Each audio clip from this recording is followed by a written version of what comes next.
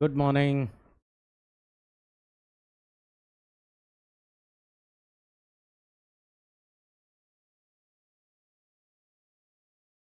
Good morning.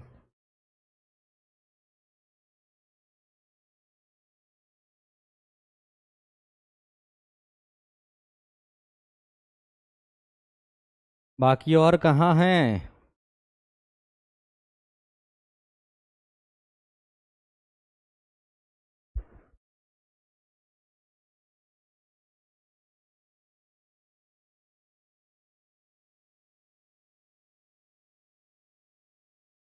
सक्षम 1.0, 2.0, 3.0। कितने प्राणी हैं? कहाँ हैं बाकी प्राणी? बस इतने ही लोग हैं बैच में? क्यों सुधांशु? इतने लोग तो नहीं होंगे।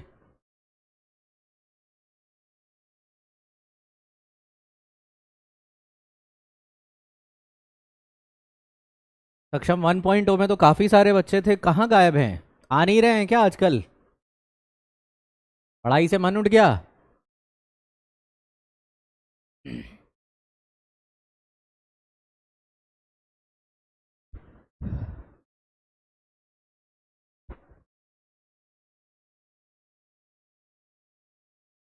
चलो, 700 लोग हैं अब है। और 700 लोगों में यहाँ 7 लोग दिखाई दे रहे हैं। 700 लोगों में यहाँ 7 लोग दिखाई दे रहे हैं। बाकी लोग, हमें लग रहा है मन भर गया पढ़ाई से कि अरे यार छोड़ो, होती रहेगी, है ना? ऐसा ही कुछ है। बाकी लोग सोच रहे होंगे अरे यार ठीक है, सब बढ़िया है, जो चल रहा है सब अच्छा है।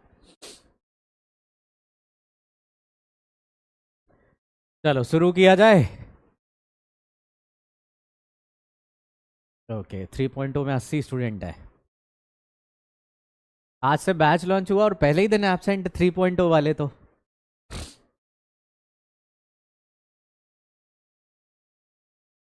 चलो शुरू किया जाए आज से। तो आज से हम लोग का एक नया सब्जेक्ट जो है पॉलिटी स्टार्ट करेंगे। और पॉलिटी स्टार्ट करने से पहले थोड़ा सा हम अपने बारे में इंट्रोडक्शन दे दें। कुछ लोग मुझे जानते होंगे और बहुत सारे लोग मुझे नहीं जानते होंगे। दो चार लोग ऐसे हैं जो शायद मेरे बारे में सर्च कर चुके हैं, है ना, कि मैं हूं कौन। और बहुत सारे लोग ऐसे होंगे जो बिल्कुल अननोन है मेरे बारे में, राइट? कुछ लोग ऐसे भी हैं जो सर्च कर चुके हैं। तो एक्चुअल में शायद मेरे बारे में नहीं पता हो, तो मेरा जो नाम है, कंप्लीट नाम, वो है डॉक्टर अक्षत द्विवेदी। जस्ट, हाँ, मैं एक्चुअल में टीचर कम रिसर्चर ज़्यादा हूँ। बैड बॉय क्या नाम है? मैं टीचर कम रिसर्चर ज़्यादा हूँ। मैं पॉलिटिकल साइंस, इंटरनेशनल रिलेशन पे रिसर्च करता हूँ रेगुलर एक रिसर्चर के तौर पे। दूसरी इंपॉर्टेंट चीज़, ऑलरेडी मैं ऑथर हूँ 2 किताबों का। एक आईआर की बुक यूपीएससी के लिए लिखी है, और एक इंटरनेशनल लेवल पे जो रिसर्च बुक्स होती हैं उसको मैंने लिखा है। नहीं, आरंभ मिल जाएगा, बहुत सारी चीज़ें मिलेंगी, बहुत सारे आर्टिकल किताबें हैं, ठीक है। तो मैं बुक भी लिख चुका हूँ 2। तीसरी, अभी तीसरी बुक मैं पॉलिटी की, तुम लोगों की पॉलिटी की बुक पे काम कर रहा हूँ। लिंक्डइन प्रोफाइल पे जाओ, तुम्हें बहुत कुछ मिल जाएगा। तुम्हें उस प्रोफाइल पे ज़्यादा कुछ करने की ज़रूरत नहीं है, उसी पे तुम्हें बहुत कुछ मिल जाएगा। मैं टाइम्स ऑफ इजराइल में और यूएस के न्यूज़पेपर में आर्टिकल लिखता हूँ। और जल्दी ही हिंदी मीडियम के लिए क्या कहते हैं, दैनिक जागरण में भी स्टार्ट करने वाला हूँ, ठीक है। मेरी एक किताब एक्चुअल में जो है आर्टिफिशियल इंटेलिजेंस इन इंडो पैसिफिक। नहीं, मैं एक्चुअल में पीसीएस यूपीएससी के लिए कम लिखता हूँ, मैं इंटरनेशनल लेवल पे ज़्यादा लिखता हूँ। एक मैंने लिखा है आर्टिफिशियल इंटेलिजेंस इन इंडो पैसिफिक, जो रिसर्च वगैरह के लिए इस्तेमाल होती है। और दूसरी यूपीएससी के लिए आईआर की बुक लिखी है, जो अभी जल्दी मार्केट में मिल जाएगी। तीसरी बुक एक्चुअल में जिसपे मैं पॉलिटी के लिए, यूपीएससी पॉलिटी के लिए मैं लिख रहा हूँ। और एक चौथी बुक रिसर्च के लिए, आशियान एशियन पोलैरिटी, वो उसमें टाइम लगेगा, एशियन पोलैरिटी आने में टाइम लगेगा। तो ऑलमोस्ट 2 किताबें लिख चुका हूँ, 2 पाइपलाइन में हैं। इसके अलावा जो है, ठीक है, न्यूज़पेपर में regular article, times of Israel और जियोपॉलिटिकल मॉनिटर में आर्टिकल भी लिखता हूं। ठीक है, जल्दी ही जागरण में और टाइम्स ऑफ इंडिया में भी तुम्हें आर्टिकल मिलेंगे। और अगर तुम ज्यादा कुछ करो तो सिर्फ मेरा गूगल पे नाम लिख दो, तुम्हें मिल जाएगा मेरा सारा डिटेल। सिर्फ गूगल पे नाम लिख दोगे, मेरा डिटेल मिल जाएगा। तो जो भी चीज, अब ये चीजें इसलिए बता रहा हूं क्योंकि तुम्हें कम से कम एक क्रेडिबिलिटी, एक ट्रस्ट बना रहा है कि हाँ भाई जो भी चीजें मिलेंगी वो जेन्युइन मिलेंगी। नेक्स्ट इंपॉर्टेंट चीज ये बता दूं, हाँ नेक्स्ट इंपॉर्टेंट चीज ये बता दूं कि तुम्हें कोई भी किताब की जरूरत नहीं पड़ेगी, कोई भी एटलीस्ट बुक वगैरह की जरूरत नहीं पड़ेगी, और क्रॉस बुक से वेरीफाई करने की कोशिश मत करना। बहुत सारी किताबों में एक्चुअल में कुछ चीजें मिस्टेक हैं, मैं उसको हाईलाइट नहीं करता हूं, कहता नहीं हूं जल्दी, लेकिन कुछ जगह पे जो रेगुलर तुम लोग बुक्स पढ़ते हो उनमें थोड़ी बहुत मिस्टेक्स हैं।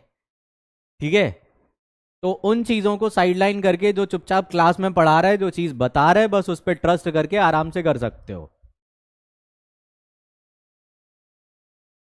हाँ, अब ये तो हो गया मेरा इंट्रोडक्शन। अब एक्चुअल में हम लोग स्टार्ट क्या करेंगे, हम लोग आज से पॉलिटी स्टार्ट करेंगे। और पॉलिटी में हमें स्टार्ट करने से पहले एटलीस्ट सिलेबस के बारे में पता होना चाहिए, और पॉलिटी में सिलेबस के साथ साथ हमारा अप्रोच क्या होगा, किस तरीके से पढ़ेंगे, वो चीज पता होना चाहिए। नहीं मिलन, नहीं पड़ेगी, बिल्कुल नहीं पड़ेगी। तुम अगर आंख बंद के चीजें अगर पढ़ लोगे, जैसे मेरा लास्ट ईयर है, मैंने लास्ट ईयर जो बैच पढ़ाया था तो उसमें 18 तुम्हारा जीएस पेपर 2 पूरा मैं ही लेता हूँ। जीएस पेपर 2 में पॉलिटी और आईआर मेरे पास रहता है, और क्या कहते हैं सिर्फ सोशल जस्टिस का सेक्शन किसी और के पास रहता है। तो पॉलिटी और आईआर के जितने क्वेश्चन आए थे उसमें 20 क्वेश्चन में से 16 क्वेश्चन क्लास के डायरेक्ट थे, 16 क्वेश्चन डायरेक्ट। तो तुम्हें कुछ भी करने की जरूरत नहीं पड़ेगी, मैं बोर्ड पे फ्लो चार्ट में बनवाऊंगा और साथ में डिक्टेट करूंगा, क्योंकि हिंदी लैंग्वेज है नहीं, इंग्लिश वाले हैं सिर्फ, तो मैं क्लास में नोट्स तुम्हारे बनवाऊंगा प्रॉपरली। मैं क्लास, हाँ हिंदी वाले एक्चुअल में, हिंदी में अगर तुम लिखने की बात कर रहे हो तो प्लीज, ये बैच प्योरली इंग्लिश का है, तो मैं इंग्लिश में ही डिक्टेट करूंगा, हिंदी में डिक्टेट नहीं करूंगा। दो दो लैंग्वेज में डिक्टेट करना पॉसिबल नहीं हो पाएगा पूरा, हाँ इंग्लिश में ही चलेगा। अगर कोई हिंदी मीडियम का है तो अभी टाइम है, प्रथम में स्विच हो जाना, प्रथम बैच है। अगर अगर तुम हिंदी मीडियम में लिखते हो तो तुम्हारे लिए फिर बेस्ट जगह है प्रथम। वर्षा तुम्हें समझ, पढ़ के समझ आ जाएगा।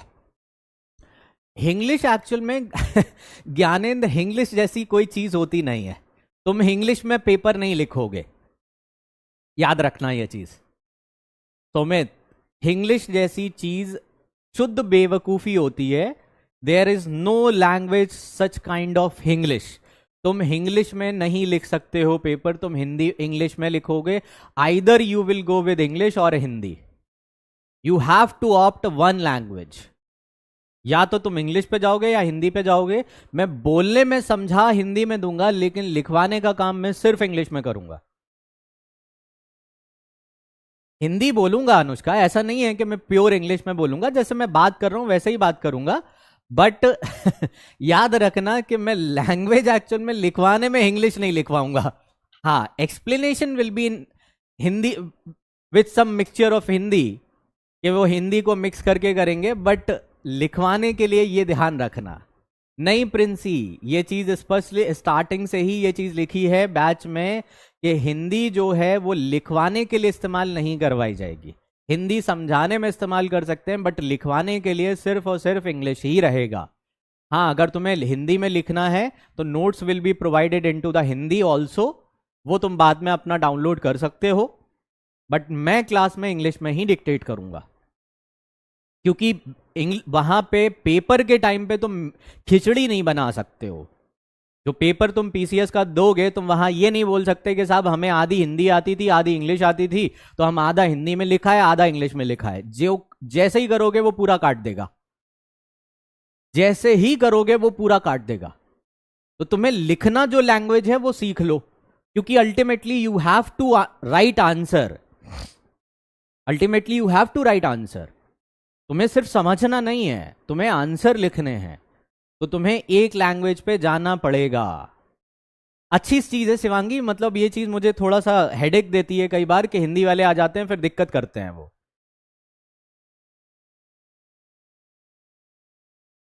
हाँ, तो सबसे पहले हम लोग समझते हैं कि पॉलिटी में एक्चुअल में क्या चीज है। और अगर तुम्हें ज्यादा कष्ट हो मेरे बारे में जानने का, सीधा गूगल पे जाके मेरा नाम लिख दो, डॉक्टर अक्षत द्विवेदी, तुम्हें पूरी प्रोफाइल मिल जाएगी। No need of Laxmikanth, no need of DD Basu, no need of Subhash Kashyap, no need of Bakshi, कोई बुक की जरूरत नहीं है। Nothing, you need nothing.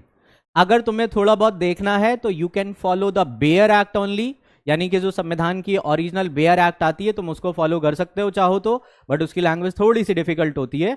इसके अलावा you need nothing. Manorama English weak है, तुम्हें लिखना तो बेटा इंग्लिश में ही है। हम हिंदी में समझाएंगे, समझाएंगे हम हिंदी में, बट लिखना तुम्हें इंग्लिश में ही पड़ेगा।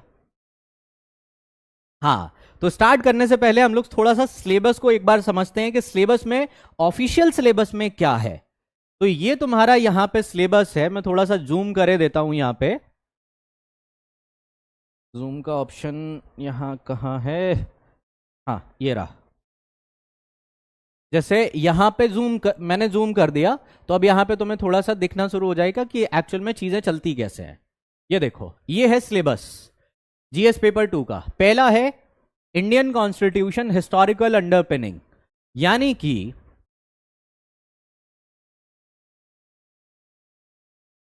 खुशी, पहले दिन मैं बताए देता हूं, मैं बार बार इस चीज को डिक्टेट नहीं बताऊंगा, नोट्स में क्लास में खुद बनवाऊंगा, बात खत्म। मेरे नोट्स होंगे, मैं क्लास में बनवाऊंगा, इसके अलावा कुछ भी नहीं चाहिए। ठीक, ठीक है। पीपीटी मैं यूज नहीं करता हूं, मैं पीपीटी से पढ़ाना प्रेफर नहीं करता हूं, मैं सीधा बोर्ड पे लिखता हूं, तो पीपीटी भूल जाओ। मैं सीधा बोर्ड पे लिखता हूं, मैं पीपीटी बिल्कुल यूज नहीं करूंगा, मुझे कतई नहीं पसंद है। वो मजबूरी में हिंदी इंग्लिश रहता था तो एक बार करते थे, ठीक है, हिंदी इंग्लिश रहता था तो करते थे, लेकिन अब इंग्लिश है तो मैं बोर्ड पे ही लिखूंगा, पूरा फ्लो चार्ट में समझाऊंगा और उसके बाद लिखवाऊंगा। तो इसके अलावा कुछ भी नहीं चाहिए। सिलेबस समझते हैं। सिलेबस में इंडियन कॉन्स्टिट्यूशन में हिस्टोरिकल अंडरपिनिंग है सबसे पहले। चलो मैं लिख ही देता हूं सिलेबस, मुझे तो ऐसे ही याद है, चलो मैं लिखे देता हूं।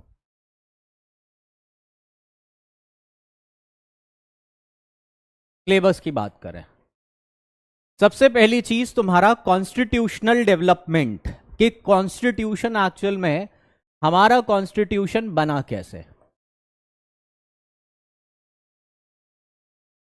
कॉन्स्टिट्यूशनल डेवलपमेंट ये हमारे सिलेबस में है, लेकिन इसको पढ़ाने के पहले मैं एक एक्स्ट्रा चीज पढ़ाऊंगा।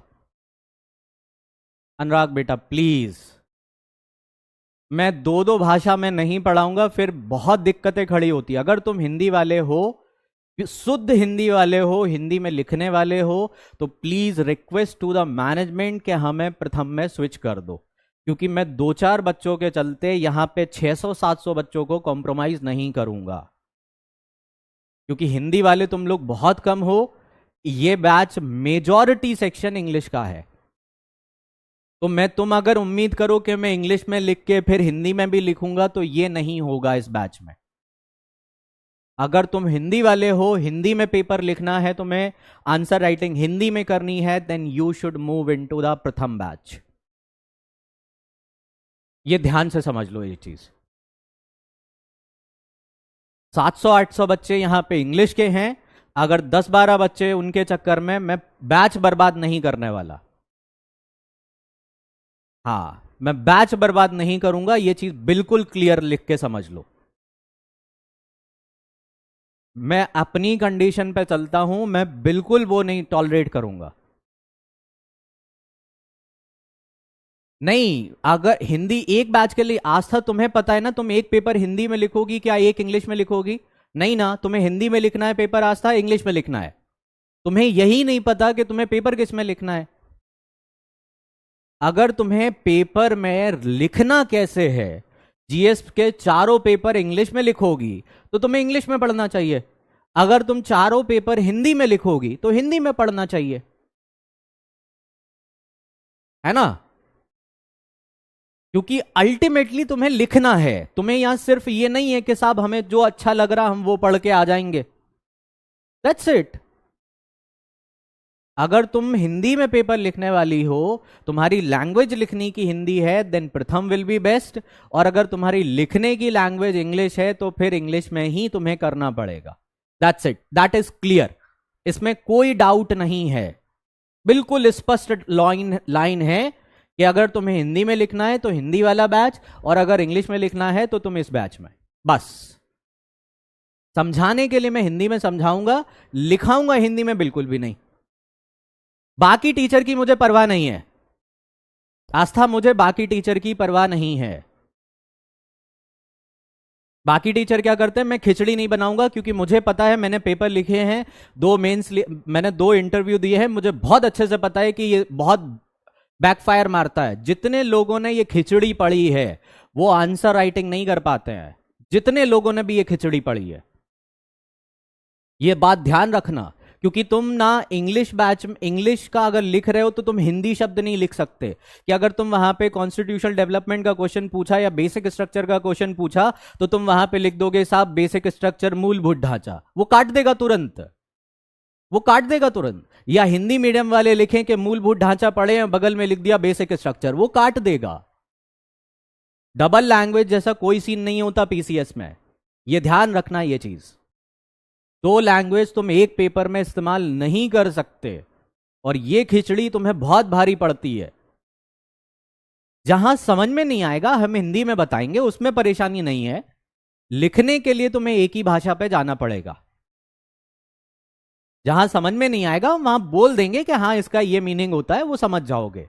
बट तुम अगर ये सोचो कि हम पूरा नोट्स इंग्लिश और हिंदी दोनों में बनवाएंगे, नहीं हो पाएगा। तो पहले ये चीज हम स्पष्ट कर देते हैं। हाँ, अब कॉन्स्टिट्यूशनल डेवलपमेंट हमारा पहला टॉपिक है, लेकिन ये सारी चीजें समझने के पहले हमें बेसिक पता होना चाहिए। We must understand the basics of the constitution. अगर तुम्हें बेसिक्स नहीं पता तो तुम पॉलिटी कभी नहीं समझ सकते। हाँ, इंटरव्यू दे सकते हो आदित्य, इंटरव्यू दे सकते हो, बाइलिंगुअल में इंटरव्यू वहां पे चलता है, लेकिन लिखने के लिए तुम्हें एक ही कर सकते हो। बेसिक्स जो है, बेसिक्स समझने बहुत जरूरी है। बेसिक्स क्या है? बेसिक्स हम लोग स्टार्ट करेंगे। बेसिक्स में क्या क्या पढ़ना होगा? बेसिक्स में हम लोग समझेंगे कि जैसे सबसे पहले कॉन्स्टिट्यूशन क्या होता है, संविधान की परिभाषा क्या है, संविधान कॉन्स्टिट्यूशन की डेफिनेशन क्या है, and how did constitution evolve, संविधान बना कैसे, हाउ डिड कॉन्स्टिट्यूशन इवॉल्व। ठीक है, अब संविधान बना, इसके साथ polity, type of polity, polity का मतलब होता है पॉलिटिकल स्ट्रक्चर, जिसको हम लोग बोलते हैं जैसे मोनार्की। यहां पे जैसे हम लोग बात करते हैं मोनार्की, थियोक्रेसी, डेमोक्रेसी, इन सब के बारे में पता होना चाहिए। डेमोक्रेसी में, फिर डेमोक्रेसी में 2 टाइप बनते हैं, डायरेक्ट डेमोक्रेसी, ये डायरेक्ट डेमोक्रेसी कैसे आया, इनडायरेक्ट डेमोक्रेसी कैसे इवॉल्व हुआ, फिर डेमोक्रेसी के फीचर्स क्या हैं, डेमोक्रेसी के फीचर्स क्या हैं, ये चीज हम लोग समझेंगे। जैसे डेमोक्रेसी का फीचर है रूल ऑफ लॉ, बिना रूल ऑफ लॉ के डेमोक्रेसी का कोई मीनिंग नहीं है। Separation of power, separation of power, कि सेपरेशन ऑफ पावर का क्या मतलब है, सेपरेशन ऑफ पावर का कैसे कॉन्सेप्ट आया। ठीक है, फेडरलिज्म, ये कैसे फेडरलिज्म, अमेरिका से क्यों स्टार्ट हुआ फेडरलिज्म, भारत में अगर क्वासी फेडरल है तो भारत में क्यों क्वासी फेडरल है, ये सब चीजें बिल्कुल बेसिक से उठाएंगे, इतना बेसिक से उठाएंगे कि तुम्हारे कॉन्सेप्ट बिल्कुल दिमाग में सेट हो जाएंगे, कि जैसे ही कोई बोलेगा क्वासी फेडरल तुम समझ जाओगे कि यार क्वासी फेडरल तो ऐसे बना था, मतलब ये होता है, बिल्कुल बेसिक से उठा देंगे। मतलब जहां से ये कॉन्सेप्ट इवॉल्व हुए ना, जैसे पार्लियामेंट तुम लोगों ने पढ़ा, जैसे पार्लियामेंट है। अब डेमोक्रेसी में भी तुम्हारा कई तरह की डेमोक्रेसी आती है, कि डेमोक्रेसी और डेमोक्रेसी के बाद रिपब्लिक, ठीक है। इसी तरीके से डेमोक्रेसी के फीचर में जैसे पार्लियामेंट एक चीज जुड़ गई, इनडायरेक्ट डेमोक्रेसी में parliamentary model and president model. अब पार्लियामेंट जो है, अभी अभी ये सिलेबस है बेटा, अभी कुछ नहीं करना है, अभी सिर्फ सिलेबस समझ लो। पहले पहले सिलेबस दिमाग में होना चाहिए। अगर सिलेबस दिमाग में नहीं है तो कभी नई चीजें समझ में आएंगी, इसीलिए पहले सिलेबस को दिमाग में बैठा लो। अब जैसे पार्लियामेंट, तुम लोग कहते हो कि पार्लियामेंट, तो पार्लियामेंट कहां से आया? It is a Latin word, ठीक है। It is a Latin word, parliament यानी कि संसद। अरे यार प्रियंका, तुम अगर पार्लियामेंट का मीनिंग नहीं जानती हो, अगर डेमोक्रेसी को लोकतंत्र लिखना पड़े तो फिर तुम क्या कर रही हो इधर पे? तुम फिर इंग्लिश मीडियम में क्यों हो, अगर तुम्हें हर चीज का वर्ड हिंदी में जानना है? अगर तुम्हें हर चीज का मीनिंग हिंदी में जानना है तो फिर तुम्हें हिंदी में लिखना चाहिए, इंग्लिश में नहीं।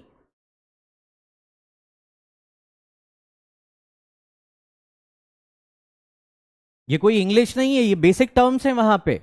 अब पार्लियामेंट जो है, पार्ले शब्द से बना है, लैटिन लैंग्वेज में 11th सेंचुरी 12th सेंचुरी के टाइम पे आया था ये। पार्ले मतलब होता है कि basically it's a place where people are free to speak.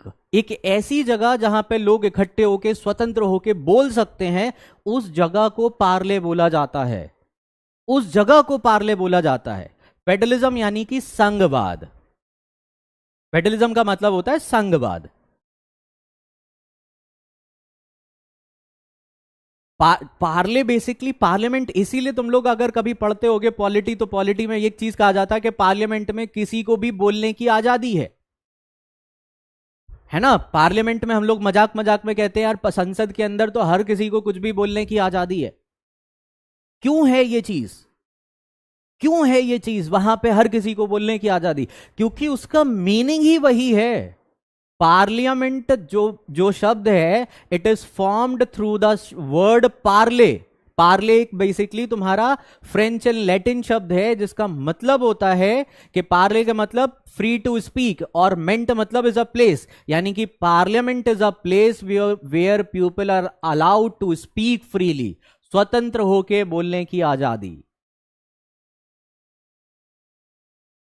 स्वतंत्र होके बोलने की आजादी, कुछ भी बोलने की आजादी, इस चीज को संसद कहते हैं। तो ये जो टर्म्स हैं, इन टर्म्स को हम प्रॉपरली थॉरोली इसको समझेंगे, तब पॉलिटी समझ में आती है। अदरवाइज पॉलिटी पल्ले भी नहीं पड़ती है, लोग पढ़ते चले जाते हैं। कुछ एनसीईआरटी नहीं चाहिए, कुछ भी नहीं चाहिए, कुछ भी नहीं चाहिए।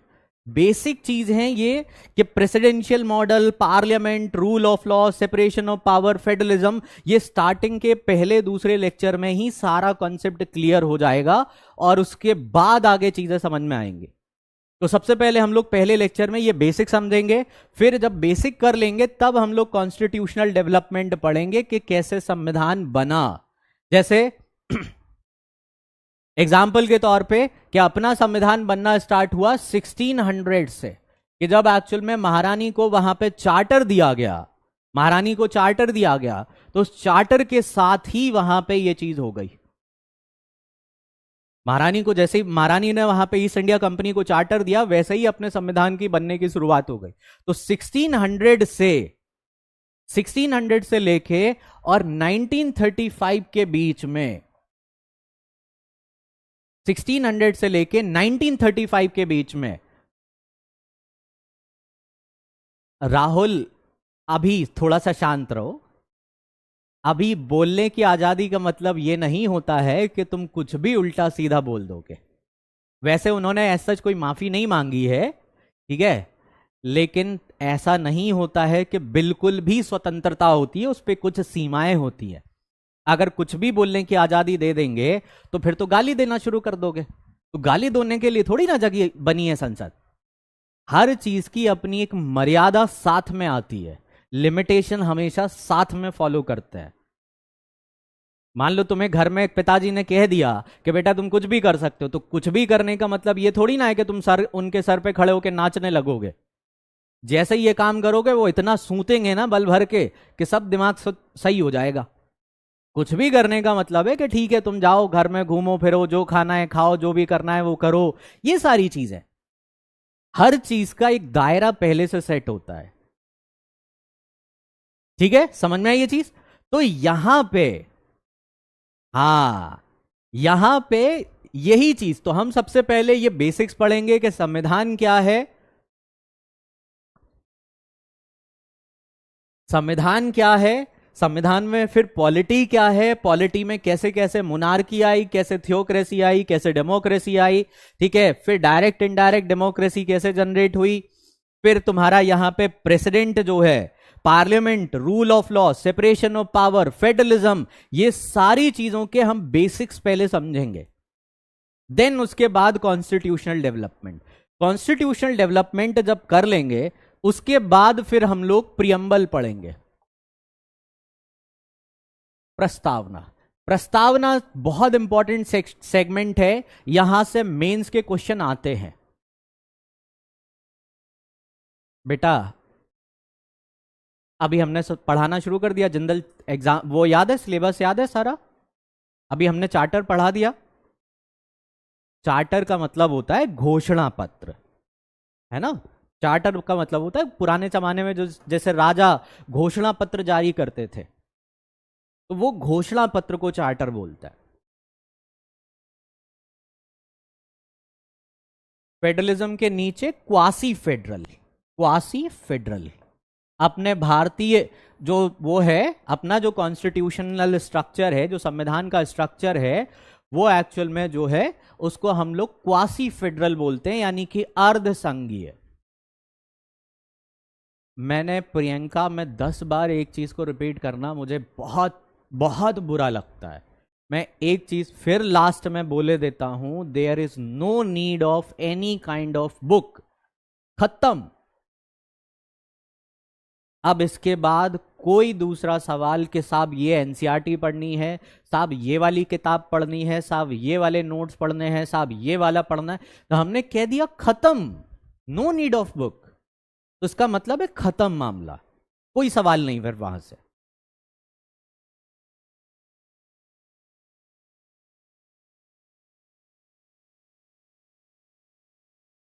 ठीक है, तो अब प्रियम्बल पढ़ेंगे, और preamble is a most important part for prelims as well as mains. Mains के जैसे प्रिलिम्स के लिए अमूमन 1 से 2 क्वेश्चन यहां पे आ ही जाते हैं, एक क्वेश्चन प्रिलिम्स में बनता ही बनता है, लेकिन मेंस में यहां से क्वेश्चन बहुत तगड़े बनते हैं। मेंस में हर साल यहां से क्वेश्चन आता है, जैसे तुम्हारा मेंस में सीधा क्वेश्चन आ जाएगा कि preamble is a feature of the constitution. Example के तौर पे मैं तुम्हें क्वेश्चन दिखाता हूं मेंस का। यहां पे मेरे पास 2023 का पेपर है, 2023 का पहला क्वेश्चन यही है, 2023 का पहला क्वेश्चन ही यही है कि why the preamble is called philosophy of the constitution. पहला सवाल यही है। तो preamble is a most important segment, यहां से क्वेश्चन बनते ही बनते हैं। ठीक है, पहला सवाल। इसी तरीके से अगर तुम यहां पे देखोगे, ये 2022 का पेपर है, ठीक है, तो 22 में भी इस तरीके के सवाल वहां पे तुम्हें देखने मिले थे कि जैसे ये राइट्स वगैरह से क्वेश्चन आ गया। ठीक है, तो कनेक्टिविटी यहां पे मिल जाती है। ये 23 का है, 21 में भी ऐसे ही सवाल आया है।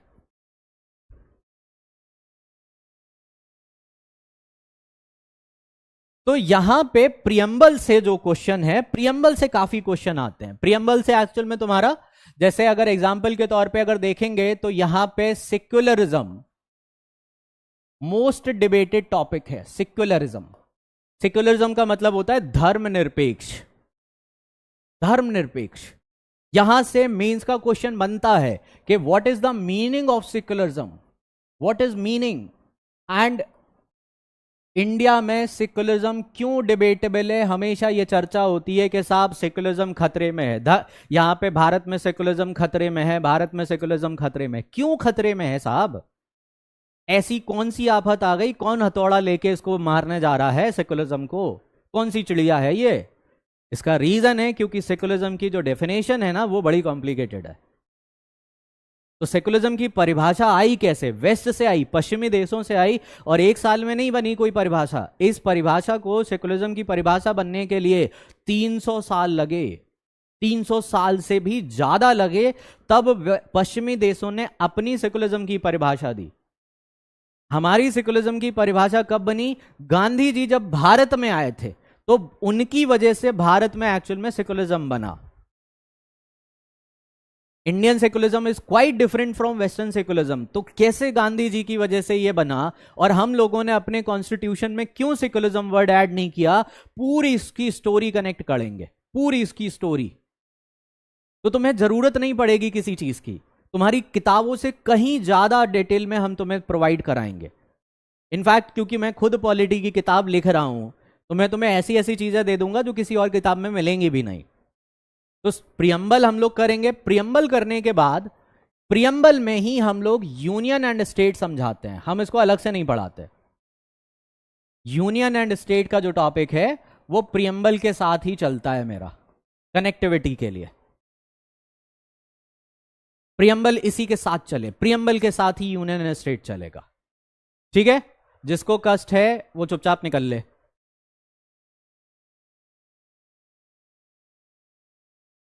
अब इसके बाद, ये कंप्लीट करने के बाद ज्यादातर लोग सिटीजनशिप पढ़ते हैं। ज्यादातर लोगों की आदत है कि वो क्रम में पढ़ाते चले जाते हैं कि भैया नागरिकता वाला जो टॉपिक है, नागरिकता खत्म कर ले। बट मैं नागरिकता पे नहीं आऊंगा। हाँ, वो एक्चुअल में विंडो है हिमांशु, ठीक है, वो बंद नहीं होती है, वो ऐसे ही रहता है। तो यहां पे प्रियम्बल में क्या चीजें हैं क्या नहीं है, ये बिल्कुल डिटेल में एक एक चीजें चलेंगी। और मेंस के हिसाब से जो भी PYQs आए हैं वो क्लास में हम लिखवा भी देंगे, कि कैसे आंसर राइटिंग करनी होती है, वो क्लास में ही हम क्वेश्चन भी करवा देंगे। तो जिससे तुम्हारी सरदर्दी खत्म हो जाएगी आंसर राइटिंग की। जितने भी PYQ हैं वो हम क्लास में करवा देंगे, जिससे तुम्हारा आंसर राइटिंग का एक जो चैलेंज रहता है ना कि साहब आंसर राइटिंग में क्या लिखे हमें समझ नहीं आ रहा, ये हम क्लास में ही निपटा देंगे तुम्हारा। ये सरदर्दी तुम्हें पालनी ही नहीं है आंसर राइटिंग की। पॉलिटी का मुझे भरोसा है कि तुम लोग एक भी क्वेश्चन छोड़ के नहीं आओगे मेंस में। और इनफैक्ट हम तुम्हें मॉडल आंसर करा देंगे, जिससे तुम्हें फ्यूचर में अगर कोई ऐसा सिमिलर क्वेश्चन आ भी जाता है तो वो भी तुम्हारा टैकल हो जाएगा। कि जो प्रोबेबल क्वेश्चन होते हैं, जो आए नहीं हैं लेकिन जो बन सकते हैं, वो क्वेश्चन भी क्लास में ही होंगे। तो तुम्हारा मैटर खत्म। नहीं, पढ़ना नहीं है सृष्टि, सिटीजनशिप हम लोग बाद में करेंगे। सिटीजनशिप एक्चुअल में ऐसा टॉपिक है जिससे कभी क्वेश्चन आता ही नहीं है। सिटीजनशिप का ऐसा टॉपिक है जिससे कई सालों से, कई जन्मों से वहां पे क्वेश्चन नहीं आया। तो उसको करेंगे, लेकिन क्रोनोलॉजी अलग है, वो लास्ट में करेंगे। मतलब जो लीस्ट इंपॉर्टेंट टॉपिक होते हैं वो सबसे लास्ट में करे जाते हैं। तो इसके बाद जब हम ये कनेक्ट कर लेंगे, इसके बाद हम लोग फंडामेंटल राइट पे पहुंचेंगे। Fundamental right. और नहीं तो करा देंगे, एक दिन का टॉपिक है, कोई बहुत बड़ा टॉपिक भी नहीं है, अगर लगेगा तो करा भी देंगे, कोई बहुत बड़ी चीज नहीं है। लेकिन उससे क्वेश्चन कभी आते नहीं है, इसलिए हम उस पर ज्यादा ध्यान नहीं देते हैं। अब फंडामेंटल राइट में जब हम लोग पढ़ेंगे, तो तुम लोगों ने क्या पढ़ रखा है? सीधा सीधा आर्टिकल, वहां पे केसेस अलग पढ़ते हो। बेटा मैं 2 बार यूपीएससी में, मेरी यूपीएससी छोड़ दो, यूपीएससी अब क्या बोलूं तुमसे। यूपीएससी मैंने 16-17 में इंटरव्यू दिया है। बेटा तुम पॉलिटी में जो पढ़ रहे हो ना, वो मैं थ्योरीज लिखता हूं। जो पॉलिटिकल साइंस में जो चीजें पढ़ाई जाती हैं, पॉलिटिकल साइंस में मैंने थ्योरी दी है। जैसे आईआर में तुम लोग सॉफ्ट पावर और हार्ड पावर पढ़ते हो, hard power and soft power पढ़ते हो, तो उसमें मैंने एक नया कॉन्सेप्ट इजाद किया है। मेरी चीजें जो है वो आज के टाइम पे, तुम्हें शायद पता नहीं होगा, मैं G20 में डेलीगेट था सरकार की तरफ से। जो कॉन्फ्रेंसेस तुम करंट अफेयर में पढ़ते हो, ठीक है, वहां पे ग्लोबल टेक्नोलॉजी समिट हो गया, ठीक है, इस तरह की कॉन्फ्रेंसेस में मैं डेलीगेट रह चुका हूं। गवर्नमेंट की कॉन्फ्रेंसेस में मैं डेलीगेशन के तौर पे जाता हूं। 4 पावर नहीं होता है, हार्ड पावर, सॉफ्ट पावर और एक तुम्हारा स्मार्ट पावर, 3 होता है। जोसेफ नए ने ये कॉन्सेप्ट दिया था। उसके बाद एक चौथा कॉन्सेप्ट मेरा है, जिसको मैंने नाम दिया है रियल पावर। और मैंने फिजिक्स का एप्लीकेशन किया है आईआर में। मैं फिजिक्स और आईआर को एक साथ मिक्स करके यूज करता हूं, इंटरडिसिप्लिनरी रिसर्च बोलते हैं इसको। तो छोड़ दो चीजों को, मेरे ऊपर छोड़ दो, जो पढ़ाना है मुझे बहुत अच्छे से पता है। तो जो कॉन्फ्रेंसेस तो तुम करंट अफेयर में पढ़ते हो ना, वो कॉन्फ्रेंसेस मैं खुद अटेंड करता हूं।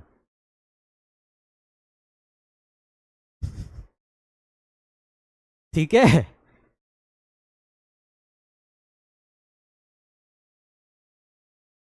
तो फंडामेंटल राइट हम लोग पढ़ेंगे। फंडामेंटल राइट में हम लोग केसेस के साथ ही पढ़ेंगे।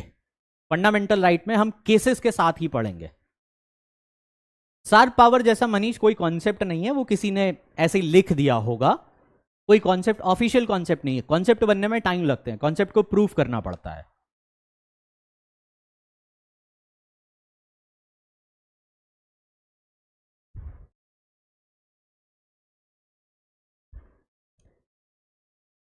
पलक मैं बता दूंगा।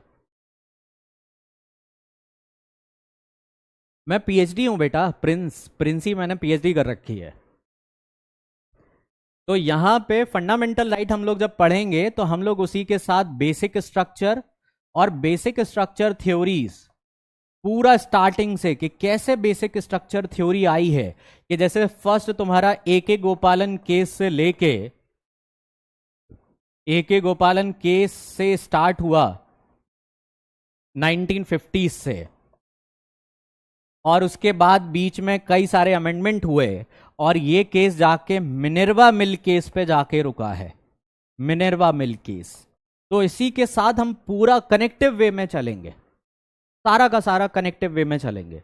बेसिक स्ट्रक्चर फंडामेंटल राइट के साथ ही होगा, क्योंकि ये आर्टिकल 13 सेक्शन 4 से कनेक्टेड है, तो इसीलिए। और इसी में हम लोग सारे केसेस बाई केसेस, सारे फंडामेंटल राइट सब क्लॉज के साथ पढ़ेंगे। इसीलिए लक्ष्मीकांत मैं प्रेफर नहीं करता हूं, क्योंकि मैं क्लॉजेस के साथ जाऊंगा कि जैसे 15 सेक्शन 1 में क्या है, 15 सेक्शन 2 में क्या है, 15 सेक्शन 3 में क्या है। तो ये पूरा क्लॉज बाई क्लॉज चलेंगे, पूरा क्लॉज बाई क्लॉज, एक एक पार्ट खोल के चलेंगे, और पूरे वहां पे जो अमेंडमेंट्स हुए, उससे रिलेटेड जो केसेस हुए, वो एक साथ ही पूरी की पूरी चलेगी, अलग से कुछ नहीं करना पड़ेगा। इस साल का मैं एक प्रिडिक्ट क्वेश्चन बता देता हूं, इस साल गारंटी से रिजर्वेशन से एक मेंस का क्वेश्चन आएगा इस बार डेफिनेटली, क्योंकि अभी सुप्रीम कोर्ट ने कल परसों, अभी तुम्हारा एक हफ्ते पहले एससी एसटी के लिए क्रीमी लेयर लॉन्च करा है। जैसे पहले था ओबीसी में, इंदिरा सानी केस के टाइम पे वहां पे ओबीसी में क्रीमी लेयर था।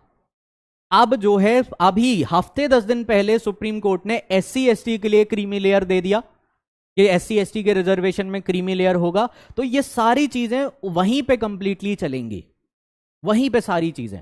तो फंडामेंटल राइट के बाद डीपीएसपी। डीपीएसपी में जो मोस्ट इंपॉर्टेंट सेगमेंट है वो है आर्टिकल 39 बी और सी, जिससे मेंस का क्वेश्चन बनता है। आर्टिकल 44 यानी कि यूनिफॉर्म सिविल कोड, इन दो से मेंस का क्वेश्चन बनता है। अभी हटा नहीं है ना, जब हटाएगा तब देखेंगे, अभी जब हटाएगा तब देखेंगे। हाँ, तो इस बार मेंस का एक क्वेश्चन गारंटी है यहां पे कि आएगा ही आएगा। तो ये सारी चीजें वहीं हमें एग्जैक्टली पता है कि क्या हमें मेंस से पढ़ना है, क्या प्रीलिम्स से पढ़ना है। हम वही, ये नहीं पढ़ेंगे कुछ भी रैंडम पढ़ रहे। जो चीज प्री में आती है हम उसको प्री के हिसाब से देखेंगे, जो चीज मेंस में आती है हम उसको मेंस के हिसाब से देखेंगे। क्योंकि मेंस में देखने का तरीका होता है क्रिटिकल, यानी कि उसमें हमें देखना होता है क्या अच्छा है क्या बुरा है, वो चीज हमें देखनी होती है। प्री में हमें सीधा फैक्ट पे चलना होता है। तो हम यहां पे फंडामेंटल राइट के बाद डीपीएसपी करेंगे। डीपीएसपी में ही ड्यूटी शामिल हो जाती हैं, ड्यूटीज कोई बहुत बड़ा सेगमेंट नहीं है। फिर उसके बाद हम लोग एग्जीक्यूटिव पढ़ेंगे, मतलब प्रेसिडेंट एंड गवर्नर की जगह पे मैं शब्द यूज करता हूं एग्जीक्यूटिव।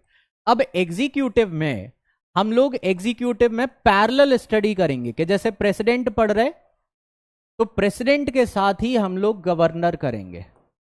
इससे हमें एक फायदा हो जाता है। बेटा रिया, मैं यूपीएससी के लिए ही पढ़ा रहा हूं तुम्हें, पीसीएस का तो खाली नाम है, तुम्हें फायदा मिल रहा है इस चीज का।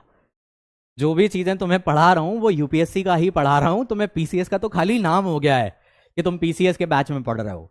तुम्हें मिलेंगी सारी चीजें वही जो यूपीएससी की हैं। अब प्रेसिडेंट और गवर्नर को एक साथ पढ़ने में पता स्टडी में फायदा क्या है, तुम्हें दोनों चीजें समझ में आ जाती हैं कि इन दोनों की पावर में अंतर क्या है, दोनों की पावर में सिमिलैरिटी क्या है। एग्जाम्पल के तौर पे अगर हम प्रेसिडेंट की बात करें तो जैसे आर्टिकल 53 में president is a executive head of union, actual में वो उसका सब पार्ट है, इसीलिए पीओसी को ऐसे इसलिए लिखा क्योंकि वो उसका सब क्लॉज है, उसके अंदर का पार्ट है, इसीलिए लिखा है।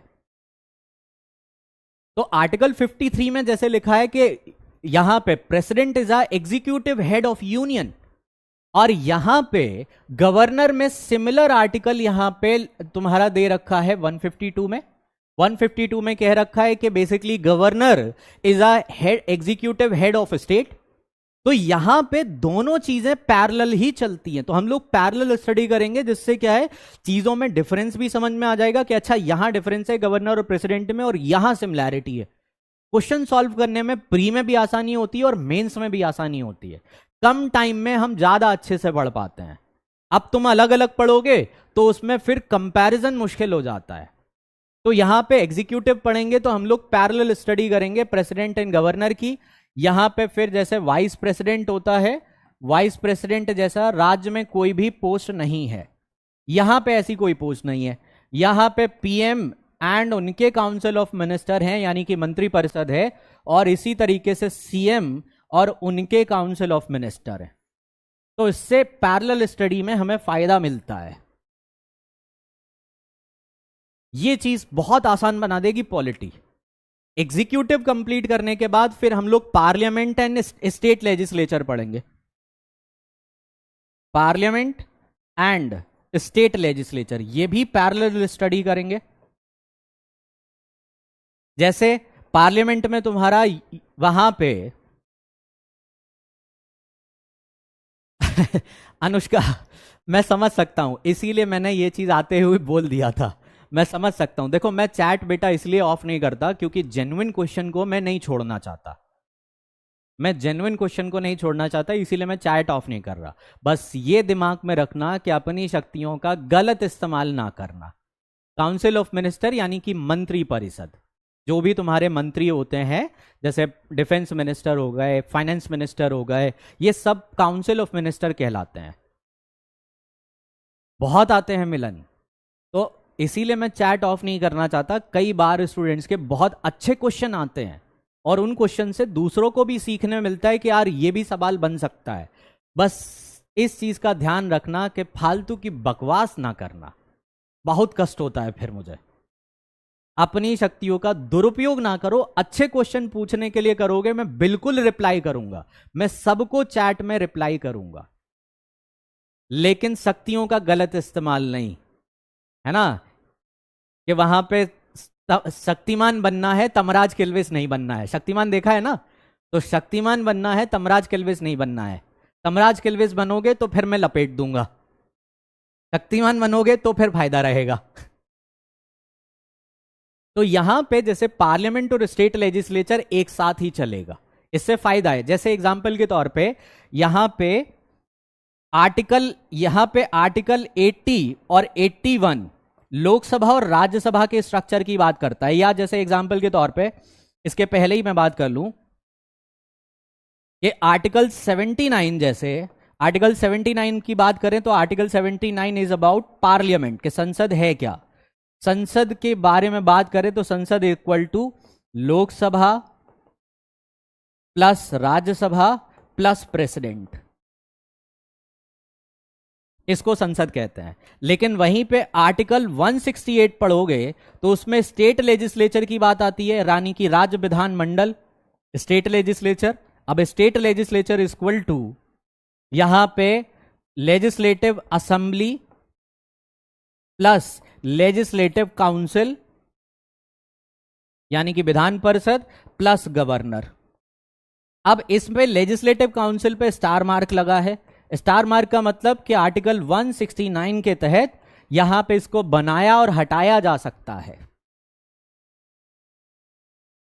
इसको बनाया और हटाया जा सकता है। मोहम्मद अभी कशिश आएंगे, क्यों परेशान हो, अभी कहां पहुंचे हम कैबिनेट मिनिस्टर और काउंसिल ऑफ मिनिस्टर। अभी आगे चल के आएगा। कॉन्स्टिट्यूशन में कैबिनेट शब्द सिर्फ एक ही जगह पे है, आर्टिकल 352 में। There is no such classification into the constitution about cabinet minister. The cabinet minister, the concept of cabinet minister is a conventional practice. ये कॉन्स्टिट्यूशन में मेंशन नहीं है। और क्यों नहीं है? क्योंकि संविधान सभा के अंदर वहां पे जीवी मावलांकर करके एक व्यक्ति थे। मावलांकर जी ने यहां पे क्लासिफिकेशन की बात करी थी, लेकिन अंबेडकर जी ने मना कर दिया था कि साहब हम नहीं करेंगे, क्योंकि इसकी वजह से आपसी विवाद बढ़ जाएगा। इतना तक हम तुम्हें बता देंगे कि जीवी मावलांकर जी ने ये cabinet minister, minister of independent, ठीक है, और उसके पहले 5 क्लासिफिकेशन की बात हो रही थी। 5 क्लासिफिकेशन के, 5 तरह के मंत्री के। जीवी मावलांकर ने कहा कि नहीं 3 ही बहुत है। फिर अंबेडकर जी ने कहा नहीं 3 भी बहुत नहीं है, सिर्फ एक ही बहुत है, काउंसिल ऑफ मिनिस्टर। और उन्होंने तर्क दिया था कि हम क्यों नहीं कर रहे, क्योंकि आपस में गुत्थम गुत्थी कर लेंगे कि कैबिनेट, कोई कहेगा कि हमें भी कैबिनेट मिनिस्टर बनना है, हमें भी बनना है, हमारी सैलरी कम क्यों है। तो उन्होंने कहा कि सब हटाओ, संविधान में सिर्फ एक ही रहेगा, काउंसिल ऑफ मिनिस्टर, और कुछ नहीं। शुभम लोकसभा राज्यसभा नहीं पता, तब तुम भारत के निवासी हो नहीं, तुम मंगल ग्रह से आए हो, तब तुम मंगल ग्रह से आए हो। अभी ठीक है, आगे चल के वो भी समझ में आ जाएगा, कल जब हम बेसिक इंट्रोडक्शन देंगे तो समझाएंगे ये चीज। लोकसभा राज्यसभा नहीं पता, रील्स पता है उसको, इंस्टाग्राम की और वहां पे यूट्यूब की रील्स जरूर पता होगी।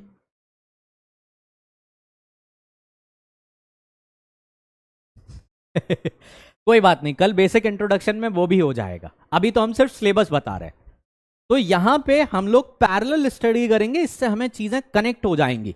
तो हम लोग पार्लियामेंट पढ़ेंगे, पार्लियामेंट के बाद जब ये कंप्लीट हो जाएगा तब फिर हम लोग जुडिशरी की तरफ मूव करेंगे, यानी कि न्यायपालिका। अब जुडिशरी में हम लोग 3 चीजें मेन फोकस करते हैं, लेकिन हम अकेला 3 पे नहीं रुकेंगे। हम लोग फोकस करते हैं यहां पे सबसे नीचे डिस्ट्रिक्ट कोर्ट, फिर उसके ऊपर हाई कोर्ट, फिर उसके ऊपर सुप्रीम कोर्ट। लेकिन ये स्ट्रक्चर के अलावा और भी कई चीजें हैं जुडिशरी में, जैसे ट्राइब्यूनल, प्राधिकरण। 42वें संविधान संशोधन 42nd अमेंडमेंट से यहां पे ट्राइब्यूनल का कॉन्सेप्ट कॉन्स्टिट्यूशन में ऐड किया गया।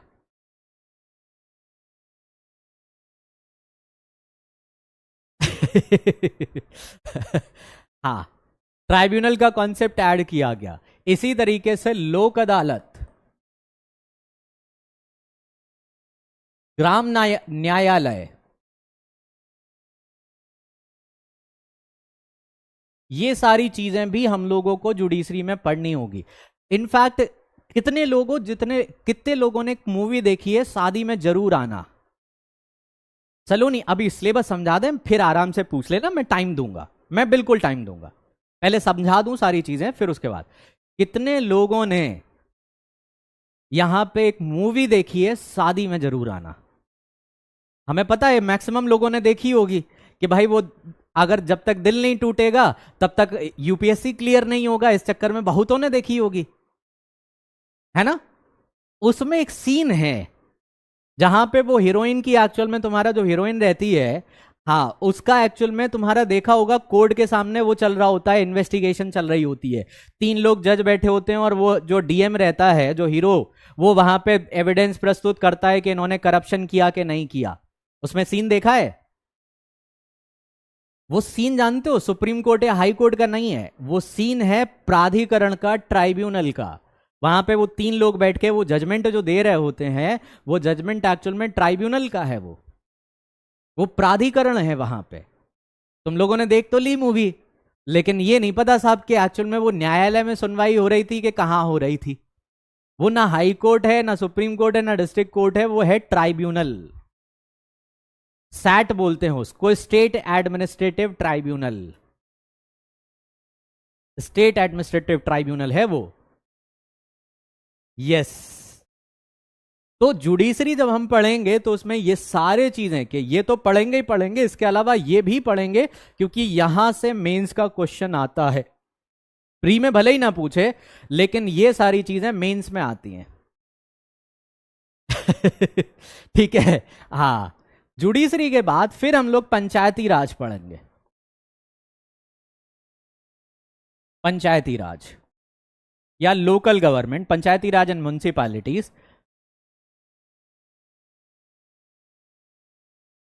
पंचायती राज एंड म्युनिसिपैलिटी। अभी यहां पे बहुत सारे पुराने लोग हैं जो पहले से थोड़ी बहुत पॉलिटी पढ़ चुके हैं। मैं उनसे एक सवाल पूछना चाहता हूं कि आर्टिकल 40 में पंचायती राज दे रखा है, आर्टिकल 40 में, वहां पे म्युनिसिपैलिटी क्यों नहीं दे रखा, सिर्फ पंचायती राज ही क्यों लिखा है? इतने पुराने लोग विद्वान बैठे हैं, तो जरा विद्वान अपने वहां पे नेत्र खोलें और जरा ये बताएं कि भाई साहब आर्टिकल 40 में पंचायती राज लिखा है, सिर्फ वहीं क्यों पंचायती राज क्यों लिखा है, बाकी और कुछ क्यों नहीं लिखा? अब है तुम जीरो से शुरू करो या माइनस से शुरू करो, तुम आओगे यहीं पे। तुम्हारा जीरो से ही है, चाहे माइनस में चले जाओ, तुम पढ़ना तुम्हें यही है। अब चाहे तुम खुद से समझो और चाहे मैं डंडा मार के समझाऊं, समझ में आना चाहिए। तो पंचायती राज का कॉन्सेप्ट कैसे इंडिया में इवॉल्व हुआ, कैसे वहां पे अंबेडकर पंचायती राज को लेके अंबेडकर जी में और वहां पे गांधी जी के सपोर्टर में लड़ाई हो गई थी, वो पूरी कहानी बताऊंगा मैं कि कैसे एक्चुअल में पंचायती राज को तो अंबेडकर जी ऐड ही नहीं करना चाहते थे। अंबेडकर जी बिल्कुल चिड़े बैठे थे कि हम तो साहब ऐड ही नहीं करना चाहते। नहीं मिलन, 243 में बाद में जोड़ा है म्युनिसिपैलिटीज, पहले कहां था? 74th अमेंडमेंट से कॉन्सेप्ट आया, उसके पहले कहां था? 243 वहां पे पी में है, वो भी 243 पी में है वो। नहीं, उसका कारण था पंचायती राज एक्चुअल में वहां पे पंचायती राज की बात हो रही थी गांधी जी की वजह से। म्युनिसिपैलिटीज को तो कोई भाव ही नहीं दे रहा था और अंबेडकर जी चाह नहीं रहे थे कि पंचायती राज संविधान में आए, लेकिन गांधी जी के जो फॉलोअर थे उन्होंने बहुत बहुत परेशान किया। अंबेडकर जी ने फिर गुस्सा होकर उस चीज को ऐड कर दिया कि जाओ तुम जाके चुनाव लड़ो और लागू कर लो, इसी वजह से डीपीएसपी में ऐड किया गया था, इसीलिए ऐड किया गया था आर्टिकल 40 में, नहीं तो उसको कहीं और ऐड होना था। अंबेडकर जी ऐड नहीं करना चाह रहे थे,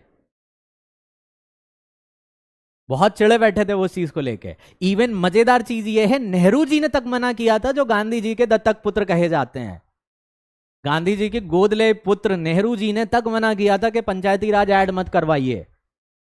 लेकिन गांधी जी के फॉलोअर बहुत सारे थे, वो अड़ गए थे कि नहीं आज तो आर या पार, इसी वजह से वो 40 में ऐड किया गया था।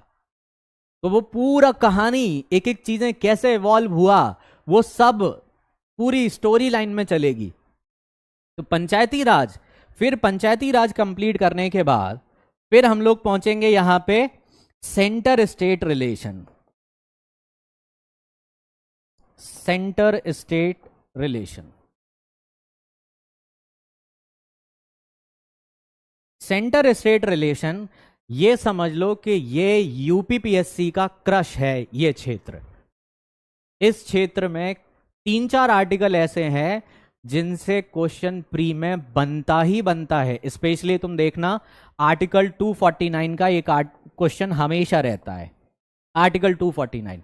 ये क्षेत्र पीसीएस का क्रश है, जैसे तुम लोगों का होता है ना, वैसे ही पीसीएस का ये क्षेत्र क्रश है।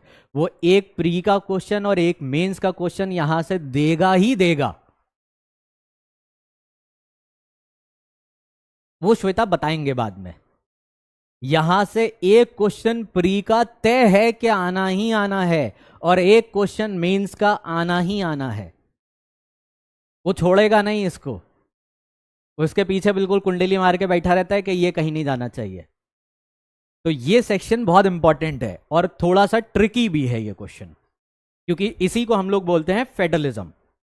सेंटर स्टेट रिलेशन को ही हम लोग एक्चुअल में फेडरलिज्म बोलते हैं, संघवाद। और ये संघवाद कैसा है? क्वासी फेडरल है। तो सेंटर स्टेट रिलेशन कंप्लीट करने के बाद फिर हम लोग कॉन्स्टिट्यूशनल बॉडीज करेंगे। कॉन्स्टिट्यूशनल बॉडीज जिसमें से कुछ मेंस में आती हैं। मेंस में जैसे एग्जाम्पल के तौर पे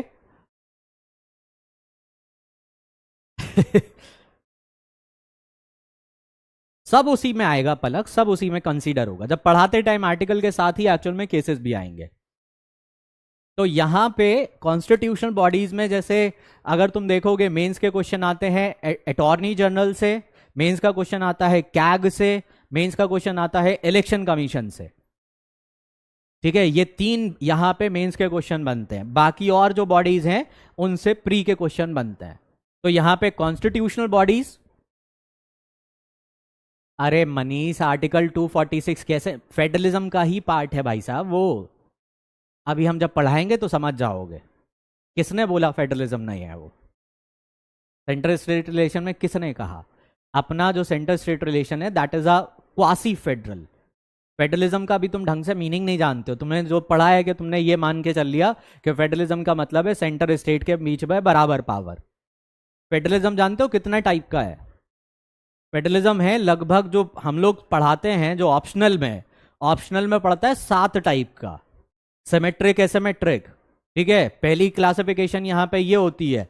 दूसरी फेडरलिज्म की होती है एडमिनिस्ट्रेटिव फेडरलिज्म, वहां पे fiscal federalism, legislative federalism, judicial federalism. फिर उसके बाद तुम्हारा एसिमेट्रिक फेडरलिज्म में भी अलग टाइप है।